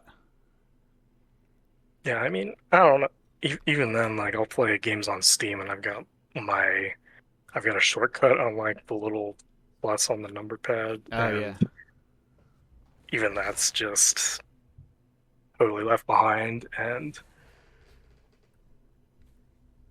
I feel like on the website formerly known as Twitter, I'm much better at talking about stuff that isn't games because I can sort of tweet during them, you know, and with games, it's sort of like they demand your full attention, and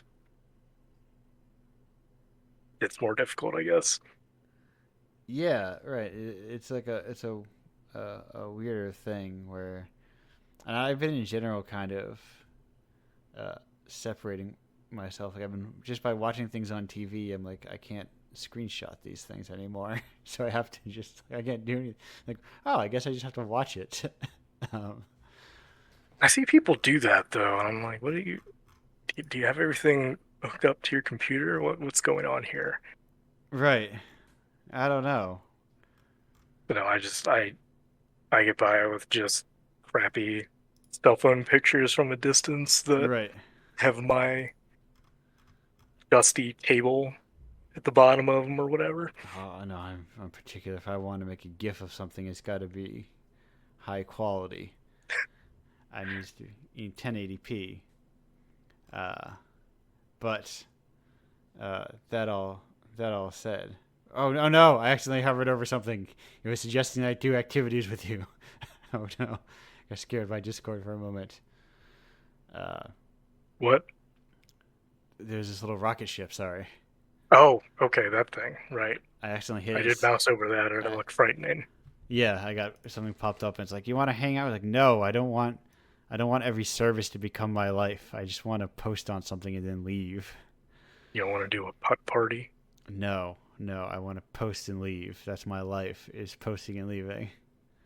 That's actually, I don't know, kind of unrelated, but whenever I've had to search for jobs, everything just, the amount of nothing accounts I have had to make in the process of job hunting is incredible.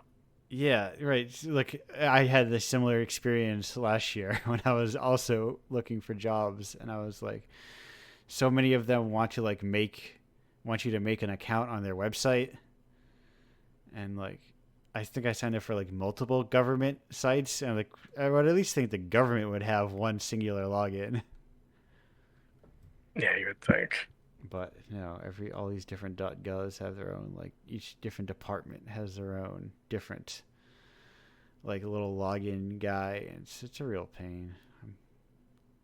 You gotta separate the states, and then you gotta separate the departments within the states, and then I don't want to sign up. Nightmare.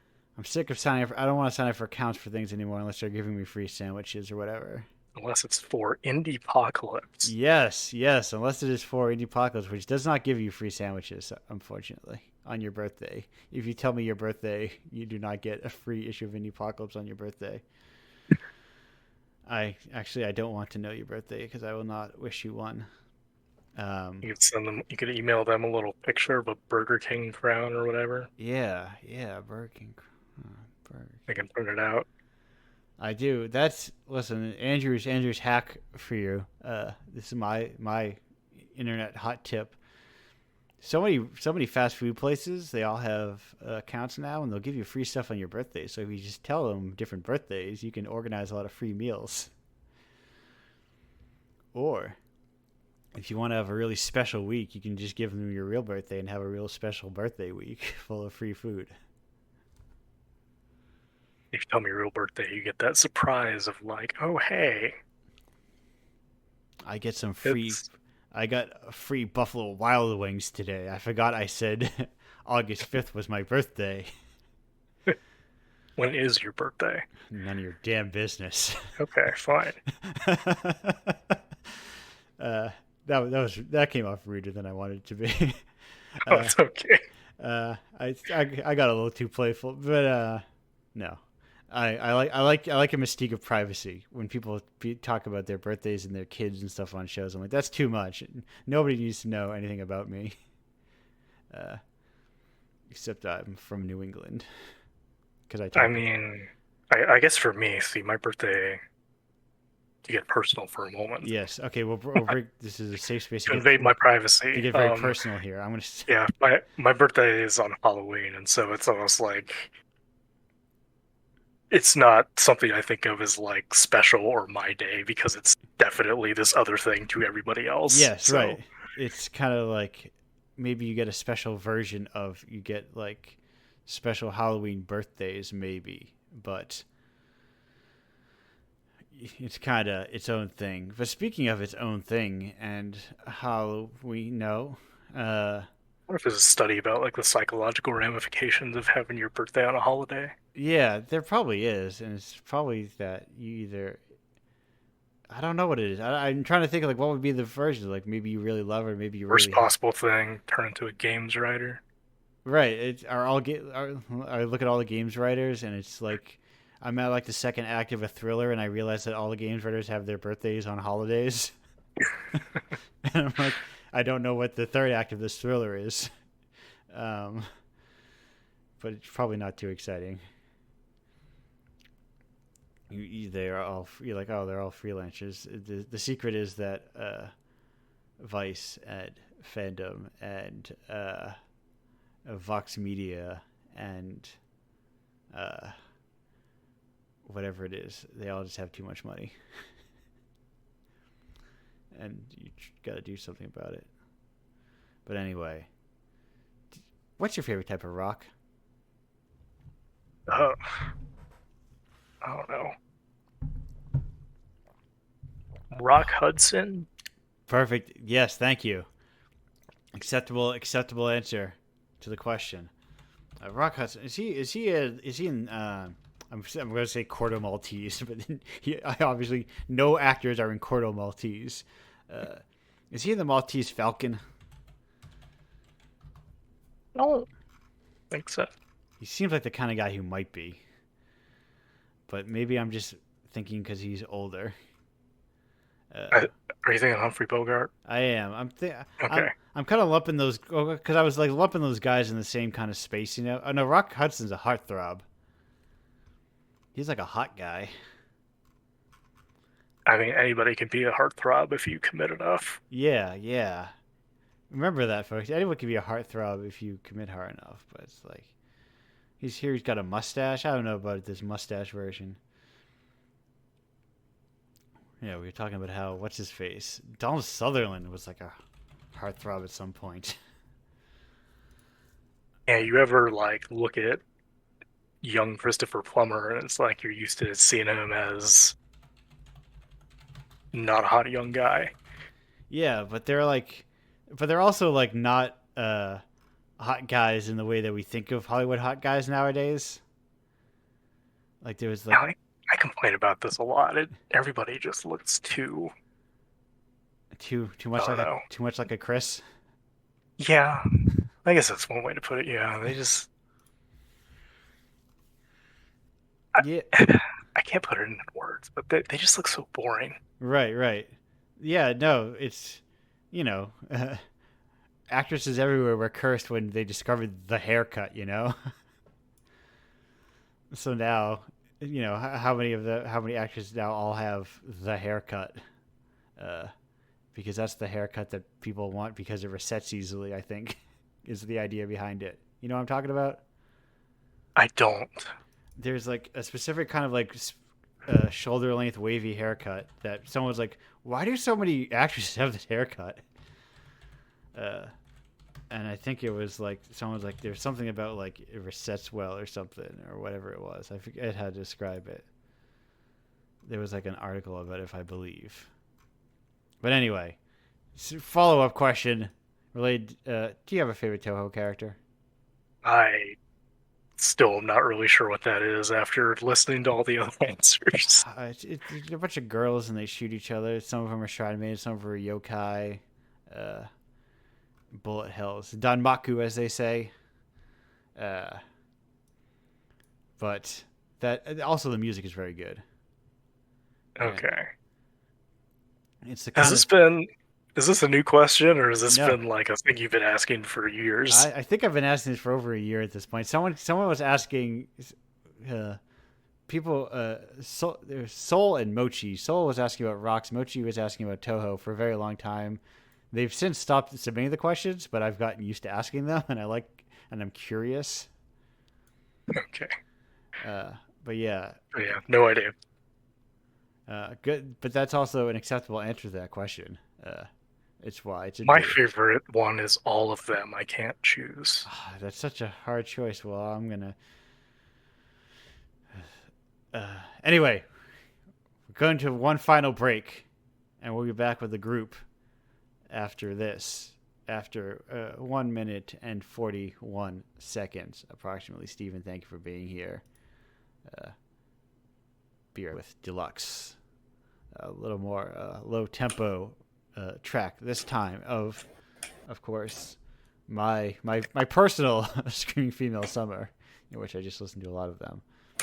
But we're back. The whole crew's here. Welcome to the crew. Welcome back to the show. We are just hanging out with everyone here. Now. I should have looked at the haircut, that article. Anyway, I'm going to close that incognito window that I use for searching things because I don't want people to know what I like. I don't want search engines to think that I like things. It's a fun thing on YouTube, though. I love going that incognito mode and going, how do people live like this? Just getting the default recommendations. Yeah, I'm sure they're atrocious. It's a lot of strange things. I learned a lot about a certain gentleman, or I see he's very surprised about a lot of things. And these guys got to close. People got to close their mouths. People taking photos got to close their damn mouths. I don't understand. Like, presumably people do that because statistically, people click on thumbnails with big open mouths on them. Yeah. Like, why? Why is that a thing that anyone wants to go look at? How is that in any way convincing to anyone anymore that a video will be exciting? I've never understood it like that, kind of like that style of photo. I guess it shows you having a fun time, maybe? Maybe it looks inviting, they're your friend and they're talking to you. Right. It's like, I love connecting with this guy who got paid, who got some Spawn Con going on. For a second, I saw this thing. It looked like the little Twitter logo on this chakras video.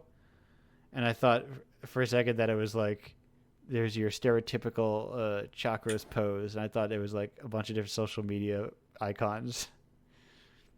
And I did not kind of think that would be a strange thing to see. But anyway, I just want to be I want to be invited on people. Why don't I invite people on to react to things? You know, I need to react to things. I can. Should just start making react videos. We showed this indie Mouth all open. We showed this indie publisher 13 indie games, and let me tell you what he thought about them. And I'll be like, indie games. You should just do a react video to like the emails that you get.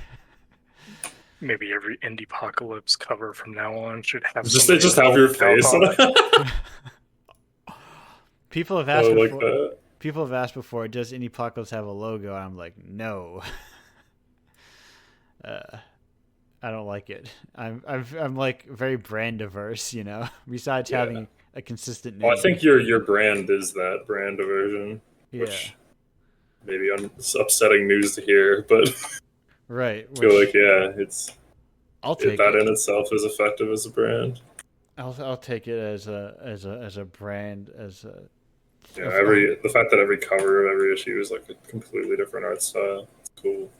And I've got like the next 3 like already. I've got 2 of the next 3 already. Like they just sent it to me already, and it's like I love to see them. That's what I want that's what I want out of games. I want better box art in games. Yeah, I mean, obviously that's less of a thing now that physical copies are less of a thing. But I think that's a way to make, something that's ostensibly just marketing and promotion, like actually enjoyable to make and to experience as the person seeing it, is just like investing in like nice, interesting art as part of as all the adjacent material to your game. Yeah, there's I love when an itch game has like a really cool custom page. Right. Yeah. Or and just played a game a while ago called High Fleet, and it came with like a huge PDF manual. Ooh, yeah, okay. Yeah, was it one of those like 3-ring binder kind of deals, or I guess you could? Did you? I guess I should ask. Did you print did not it out? Print it out. I think I saw some people did in fact print it out because it was very useful for how complicated that game is. Yeah, I'm looking at it and it seems elaborate. Seems cool. Yeah, it's one of those like gigantic UIs because you need every piece of the UI. Oh, it's this building mechs / blimp / like that kind of. Yeah, it's super grungy cool. Tech machines. It's pretty wild. I'm so like caught up in like I feel like I almost never play games that aren't being a little guy. Like I feel like I need to be able to run around and jump and stuff. No, you need to be. I have a hard time with menu-based games, I guess. Oh, okay. Oh yeah, I love. Not literally a guy who runs and jumps, but a character. Yeah, right. Someone you're controlling. You can picture the little guy in the scary spaceship. Yeah. If it helps. Yeah. Or playing as a guy who's clicking on buttons. Right, your little guy is waiting patiently to take his turn. I love role-playing games, which is a weird thing when people were started talking about like JRPGs. When people when that pops up every now and then, and it's like because in my mind that is like it's not even in my mind. It's weirdly J doesn't like stand for Japanese. It kind of just is an empty term in a way. Well, it's it implies a very specific kind of Japanese RPG, right? That also you can now find from every other country, right? It's just how it's like a genre name kind of thing. It was a weird thing because I'm like, no, that it did not in my mind does not describe like I would never call a FromSoft game a JRPG. Yeah, well, except for maybe, looking at some of these older ones, maybe. Yeah, even maybe when I get to Lost Kingdoms. Lost Kingdoms kind of looks like a JRPG to me. I'm getting excited now, but it's because it basically means like I don't know. It's the aesthetic of what a JRPG means is very heavily influenced by basically like Square Enix, right? In Dragon Quest, Yeah. Square and Enix. Square and Enix, and then Square Enix, and that's like the lens of what makes something a JRPG. Yeah, in my mind, it is of that lineage of like I'm standing on I my. mean, it's Squeenix likes. it's a name for a specific Yeah. Oh, which yeah. is not uncommon in video Genres games. are always really wild in games. Like it's you were talking about that earlier, but it's hard to pin down and define a lot of them. Yeah. I always hate writing out Metroidvania, but Yes. like it's what people know, unfortunately. I mean, they're basically a marketing term. Like, they're not very useful, I find, at least for making games. Like, I would never go, like, I'm going to make a game of this genre, really, usually. But it's like, how do I tell people what my game is? Right. I do like search action as that other phrase, that like translated Japanese version of Metroidvania. Oh, search action is actually much more informative as to what the genre is if you don't know about Metroid or Castlevania. And that's why you search and you do action. Yes. I think I've tried to use like exploration platformer at some point. Right. I feel like I see that often for Metroidvanias that are like less strictly key and door power up things. Right. Like if it's like a more open world kind of like, I don't know. I mean, I'm fine saying open world for something that is a platformer if it's not gated in the way a Metroidvania normally is. Like, I don't know, what genre would you say Sylvie Lime is? That's another Indiepocalypse game. Right. It's like there's no power ups. There are power ups, but it's very like you can go everywhere without them, and it's very open. Right. It's like it's a it's a hard to. Is it in the same? It's an exploration platform. Is it like it's in the same genre as the Dressel family? It's also like there's aesthetic genres, there are narrative genres, there are gameplay genres. Yeah. I think gameplay genre takes precedent too often. Is kind of the problem we run into. People talk about like a game being a sci-fi game pretty often, like things like that, like fantasy, sci-fi, military. Those are like the narrative / aesthetic genres. Yeah. But then it's weird things. We need to get more into music of like obtuse subgenres of things. Yeah. No, we should. Like it's sort of a language set, and the more variety of it you have, the more accurately you can describe things. Yeah, like maybe the average person can't tell you exactly what Baroque pop means, but you like. Well, once you learn what it is, it's a very specific term that you can use, and you can use it in combination with other ones. And then you get to argue with other people about whether they fit. Yeah. And then we would have the language for what a Sylvie Lime is. It's like, because I would say, it's masocore. Yeah. But that's like almost a difficulty genre. That doesn't really imply anything about the gameplay other than that it's hard. Right, because it doesn't. It implies a little bit about the way it's hard, I guess. Right, and it doesn't play like. And does some people masocore would imply like that the game is like kind of out to get you. Right. Yeah. And that like I want to be the guy, Kaizo style. That's true. But then it's like, what is? Yeah, I guess it's maybe a little lighter than traditional masocore. There's so much stuff. There's genres are endless. That's true. I will say, weird, unexpected shout out to Indiepocalypse contributor Nielsen Carroll, who wrote the Hardcore Gaming 101 article for Lost Kingdoms. That is like one of my when I'm looking up a game, and I do a little like chef's kiss when one of the first links that comes up is a Hardcore Gaming 101, because I'm like, now I know I'm in for a good time, because I feel like there is like a very specific focus, that site in general is cultivated over probably how long has that thing been around? Like decades at this point. I'm just happy to see a website that exists, Yeah. It's not just Twitter or whatever. And if you want to learn about, if you want to read like 8,000 words or whatever about Lost Kingdoms, they got your back. It's one of the one of the weirder things about writing for games is that you have to do a lot more description than you would for like a movie, just because movies have more of that standardized language and format, and games you really have to describe and establish what something is.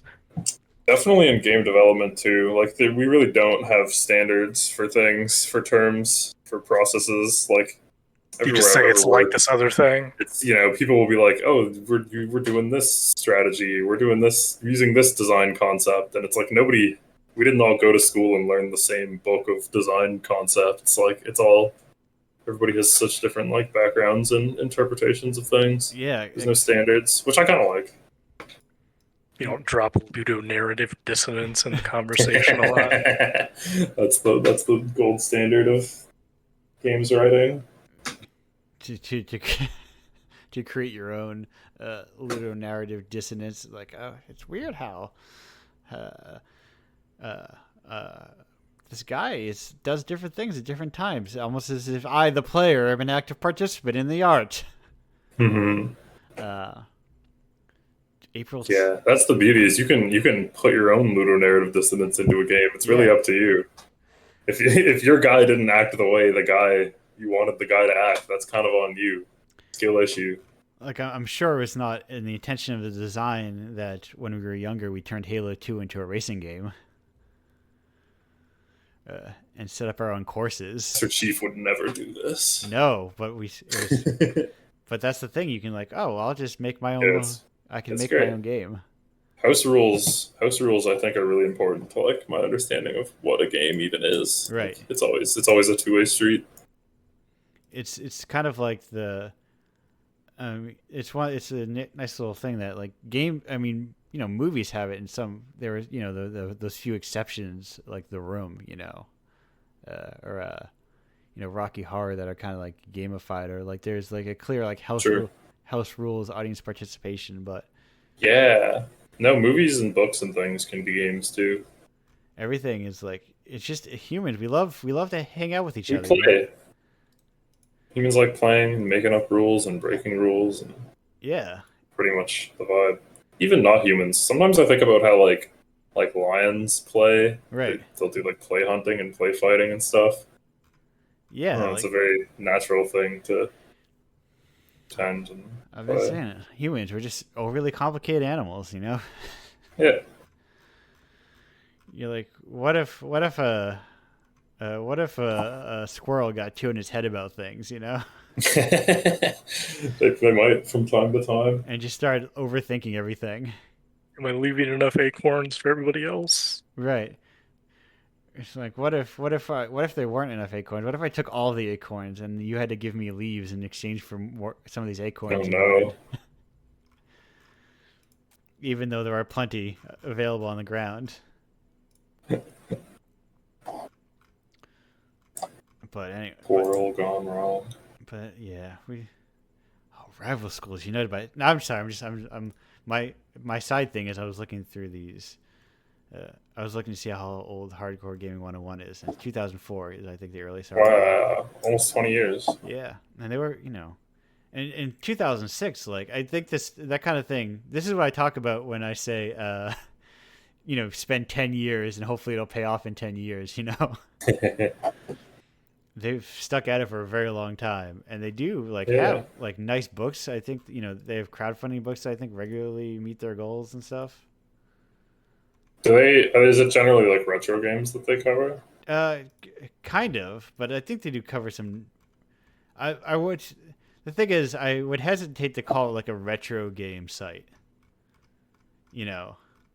Because they focus on older games, but I think retro game has a certain. It's even more specific than that. I think retro game has a certain connotation to it, Right. And also they definitely do cover newer things. They have Borderlands and stuff. My impression of it has always... They redesigned this site in a way that I don't like. Oh. Right.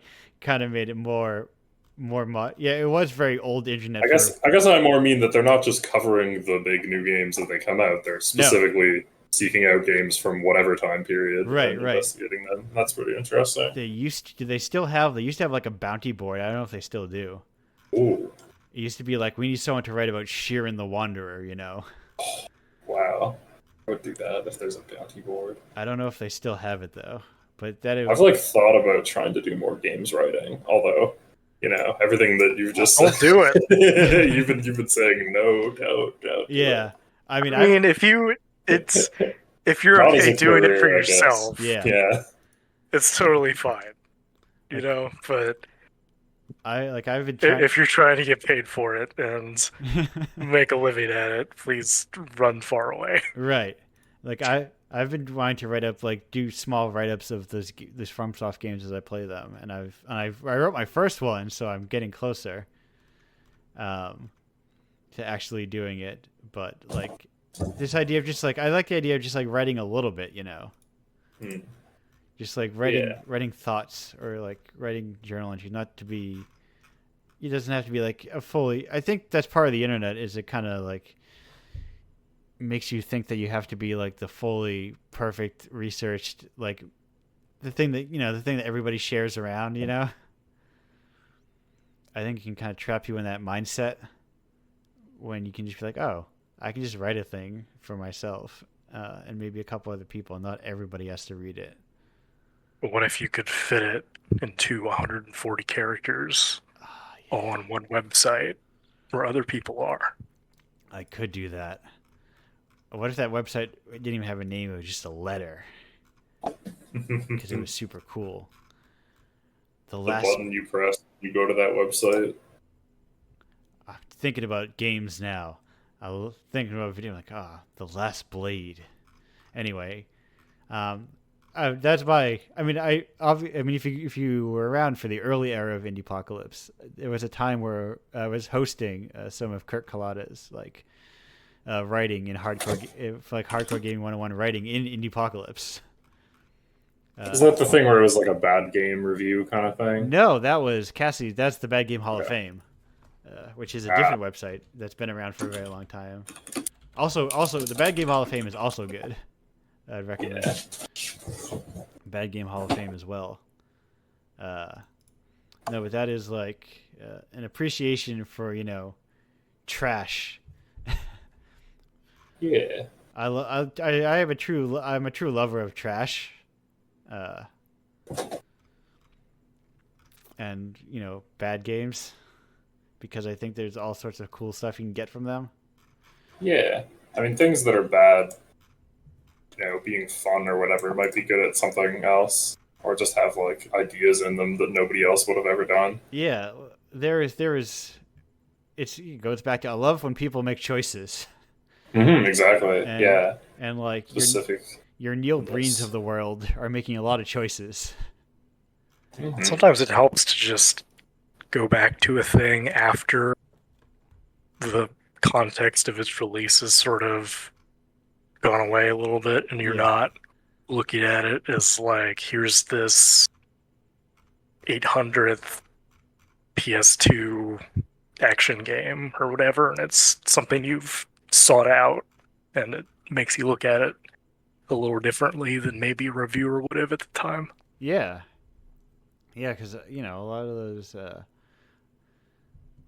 like, there was a lot of things that you approach from like a different lens outside of the kind of the world of right. When something is like one of 15 X genre, you can they can easily get lost in like the mess, the noise of everything. I think there's a lot of merit in just like taking a game as it is and not being like, these things are bad, this should be better, and just like trying to beat whatever it's throwing at you. And just being like, okay, this is the challenge I'm provided with. This, let me see if I can do this, and like that can be a very fulfilling thing, I think. Yeah, just taking art as is, not trying to compare it to other art. Was it? I feel like I saw something. It might have been a good tweet from Del Toro, Guillermo, that is. I was you're on a last name basis. Well, I realized I said that, I'm like, people could think Benicio, But no. That's true. There's more than one famous Del Toro. Yeah, no, I'm talking Guillermo del Toro. Benicio on Twitter. I don't know. I don't know. But he was talking about like how he approached like reviewing, film, of like trying to take things on its own merit, and it's not something he invented, obviously. It's like probably a very common approach to it, but it's just the one of the earliest times, or one of the times I saw someone like, clearly vocalize it, of like viewing art on its own merits of like what it's trying to accomplish, more than like, is it good or whatever, or whatever kind of standards you're applying to it. Yeah, though I feel like that also ends up kind of leading there, because then you're right sort of evaluating whether it did accomplish what it set out to do. Yeah. I think it's just like a place that I like to approach it from, rather than like judging it based on other things. Like, how does this platformer stack up to Mario? It's like, I don't care. But how does it stack up within its own world, I think it's more of like getting people outside of the it's just like a broad way of saying get out of your heads, that kind of headspace of thinking too much in terms of the familiar. Yeah. Honestly, one of the things I struggle with a lot reviewing is, I think generally what I want to do more of is just sort of talk about how something works and why something does a thing and whether it works, and the value judgment at the end sort of almost irrelevant, but it's something you sort of have to do because it's expected, right. I guess. Yeah, because I feel like, especially reviewing games, you're kind of stuck in that, like, it's like, reviewing games as like a job. Yeah. You are stuck in that. They still feel very like consumer reviews are still like an important part of them. Yeah. I feel like I think we have gotten a lot more away from that. Right.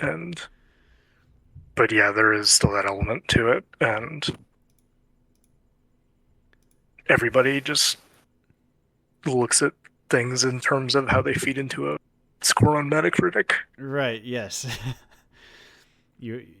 GameSpot gets rid of their like Excel spreadsheet of scores, and now it just reverts back to everything. It just goes into Metacritic, and is this a good game? What's the Metacritic score? I have to. The games I like are better than the games you like because my Metacritic score is higher. That's actually one of the things that gives me pause about reviewing indie games sometimes, right. Is it feels like if you're giving it kind of an okay score, that it's almost more hurtful than if you had not covered it at all. Right.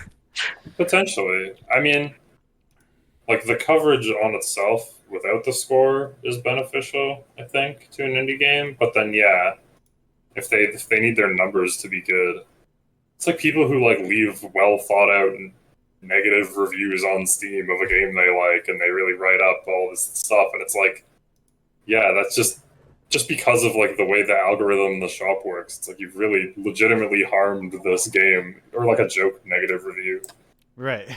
Where they clearly did actually like it. It's like, hey, funny, but like, unfortunately, these matter. Or they liked it, but like not in like, they wanted to like it, or they mostly liked it, but Steam is in particular is a binary, yes or no. Mm-hmm. Which is, and Metacritic is inflated with games to the point where like a 70, anything below a 75, I believe, is what they count as a negative, essentially. Right. And that, I don't know. Like, I write a lot for a site that scores things on a scale of like 5 stars. That becomes an issue a lot. Yes. Just because. Right. Well, these units are less too, or like larger, kind of. Yeah, and it's like there's no score for I broadly liked this, but there were issues with it. Right. You know, Because that should be just 3. or even like 3.5. Yeah. But yeah, the only scores you can give are like a perfect score, a really great score, or then like the equivalent of an 8. And even that's still like, I really like this, and there's maybe an issue, but it's not that big of a deal.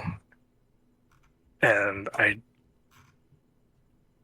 struggle a lot with that, with the lack of a middle ground. Yeah, I mean, I think my ideal would just not be having scores on indie game coverage. Obviously, it's not having scores is great, but yeah, unfortunately, people tend to click on the ones with scores. Yeah. Right, because they want to see the number at the end, you know? Yeah. Even if they... You know, like, didn't Eurogamer recently move to scoring things when they hadn't previously? Oh, yeah. Interesting. Because I bet even having games, like, having a score, like, showing up on Metacritic, you know, like that probably... Yeah, on Metacritic, when you don't have a score, it's, like, at the very bottom, I believe. Right, It's just right. like, here's these other ones, but didn't score it.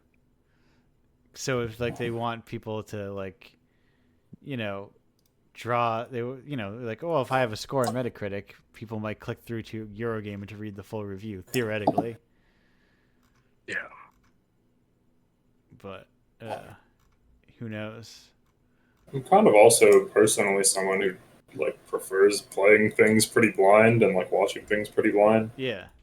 No, I love going to reviews after the fact often. Yeah, that's what I do a lot too. That's what I did before I started writing about things myself, I guess.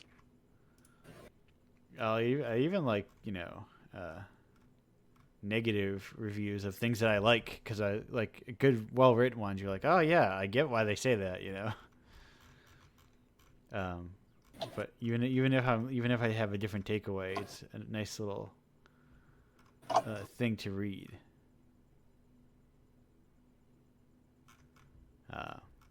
Like just like well thought out ideas, because we can have, you know, different takeaways from the same readings of things.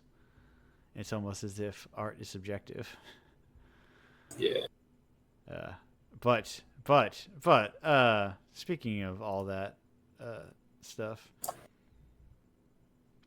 does anyone have any? Oh, Jesus Christ! 2.5 hours. I've been trying to pay attention to this thing, and then because there was like 2 more guests than I've had lately, I would kind of lost the thread, and then I was like, wait a minute, so does anyone have any last burning statements or questions for anyone? Anything to say? No, before we get to promotion? Not I. Did Timothy? They're not back. He's here. Oh, I'm here. Yes. Oh, okay. Just been hanging out. Yeah. Cool. Okay. Yeah, I don't know. I'm pretty good. Good. So I will instead go to the part of podcasts that people crave. They're like, all these guests are here. Where can I know where to find Andrew? I know where to find your stuff. You're here. You're gonna be here every week. You're found. But these other people, they're not gonna be here every week. Where can I get their stuff if I want to follow them further? And Steven, where can people find your stuff if they'd like to follow your stuff further? I guess Twitter for now. I'm on Twitter at midfalutin. And I also I threw it into the old chat. I try to find people's links. If you go to patreon.com/midflutin, would we find something there too? Seems to link the Twitter. So yeah. Yeah, I don't know. I'm gonna spin up the Patreon again, but it's been something I've neglected for a while.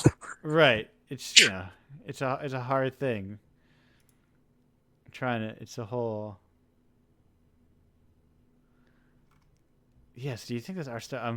I sorry, I was on your Twitter and I looked at that thing from the Psychonauts thing, and it's like, no, Tim, it will not become retro. Retro games need to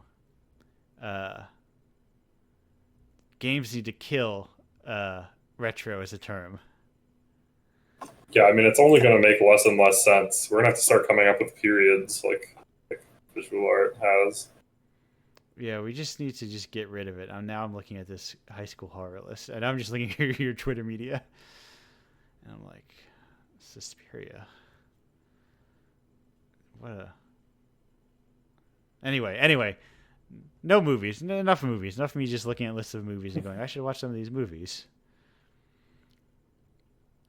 Wait, Robert Rodriguez directed The Faculty? Yeah, that's a good movie. I haven't watched that. I need. It's really goofy. It's kind of just doing the Invasion of the Body Snatchers thing, and there's a scene in the movie where they go, "Hey, this is like that movie Invasion of the Body Snatchers." It's really silly. It has good VFX too. Oh, it's written by the Scream guy. Okay. What a superstar. I need to. I pay for that. I have the card for that channel. They gave me. I have one of those like charter membership. Like they gave me like a metal card. Because I signed up for that Criterion channel like day one. And I need to watch more stuff on it. But it's that thing of what's the word?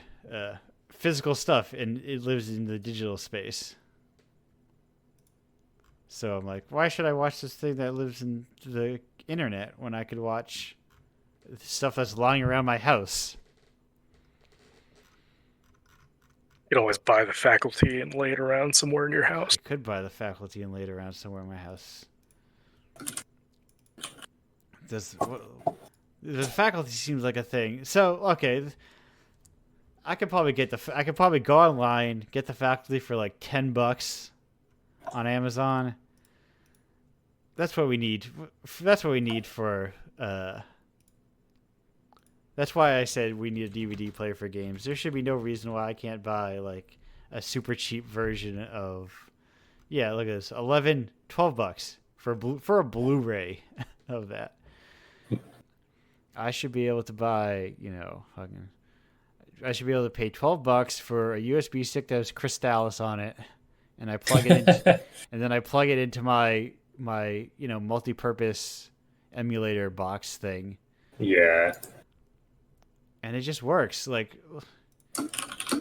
the weirdness about like emulation being not perfect is like, buddy, have you ever heard of VHS? Cassette tapes, like, so many other mediums have like the perfect version is such a non-issue, but I don't know, games and platforms, it feels behind the times. Yeah, well, we're so bad at preservation for games. Yeah, and like there's like legitimate reasons it's hard, and then there's just like money reasons that people make it hard. Right. Like things do not need to be like whatever. A nice, cool retrospective version of Karateka is neat. Yeah, but not. But also, just let people emulate things. Right. There should just fucking listen. Put your. Do you own Kadelka? If you own Kadelka, put the ISO of Kadelka on itch.io. Who cares? Sell it on itch. That's true. Like, who's stopping you? Actually, who did make Kadelka? Anyway. Because it's like Shadow Hearts adjacent. Saknoth. Are they defunct? Who are they a subsidiary of? Some of these games are probably truly, like, people probably don't even know who owns these anymore. Let's see. Universal Entertainment maybe owns Kadelka. Universal Entertainment, what do they distribute? Casino, arcade machines, pachinko, publisher of video games. Do they still publish video games? Did they publish Mr. Do? Anyway, they're one One of the notable games published by Universal, released by Universal, is Mr. Do, everyone's favorite. The platonic ideal of a video game mascot, honestly. Yes, sorry. Yeah, we should probably wrap up. We are trying to wrap up. John Lee, where can people find your stuff before I start? They can find pretty much everything that matters on my itch page, which is ergman, ERGMAN.itch.io. That links my Twitter, which is John Lee _erg, and all my other social media stuff is basically John Lee _erg. Yeah, it's all just a little... But it should all be connected there. Yeah. It's all like a little maze of stuff. Timothy, where can people find your work if they're looking for it?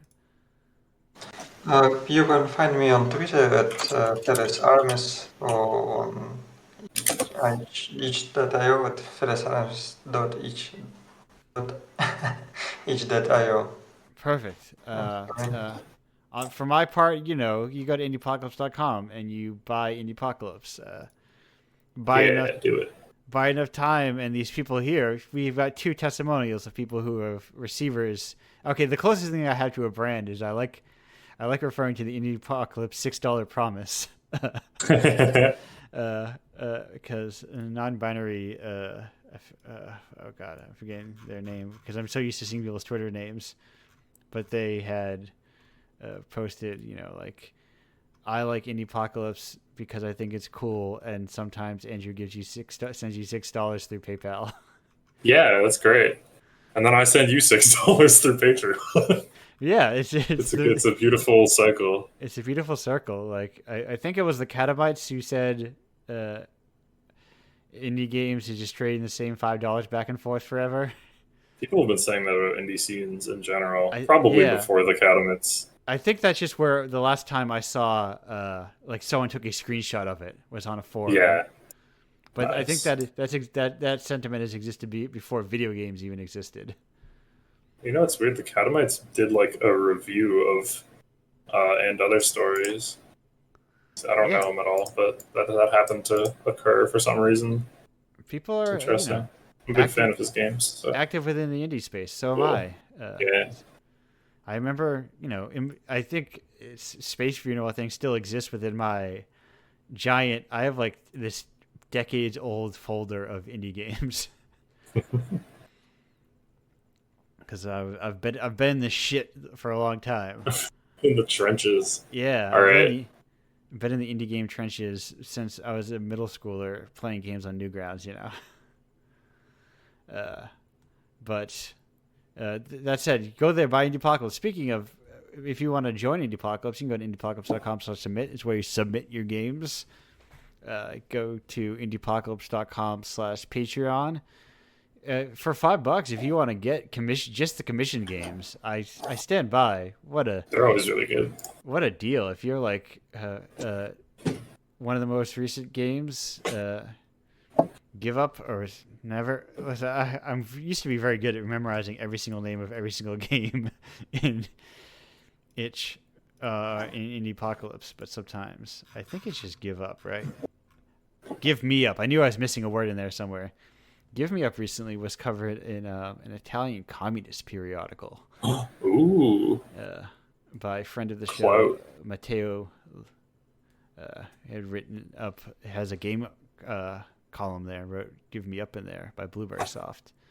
But yeah, no, there's a lot of like, if you want to see what is like some of the hottest devs who are underpaid, you want that tier because if I can afford them, it means they need more money, and you should be giving them more money. And then if you go to indiepocalypse.com/tapes, you don't find my playlist, but you do find physical editions of Indiepocalypse, which are USB sticks inside little cassette cases, which I think are neat. They look great on a shelf. These covers pop through the plastic of a thing. But I'll say, Divi, John Lee, Steven, and the departed, which is to say left early Yasmin. Departed. Sorry, I'm a Boston guy, All we think about is the departed, dude. I'm not from Boston. I don't talk like that. Convincing. I don't know if I don't know if I've actually met a person that talks like that. But anyway, thank you all for being here. Thank you for doing your stuff that you do. We're gonna leave the show. I'm gonna go get some food. Yeah. To eat. See you later. Thanks. Goodbye. See ya. Farewell.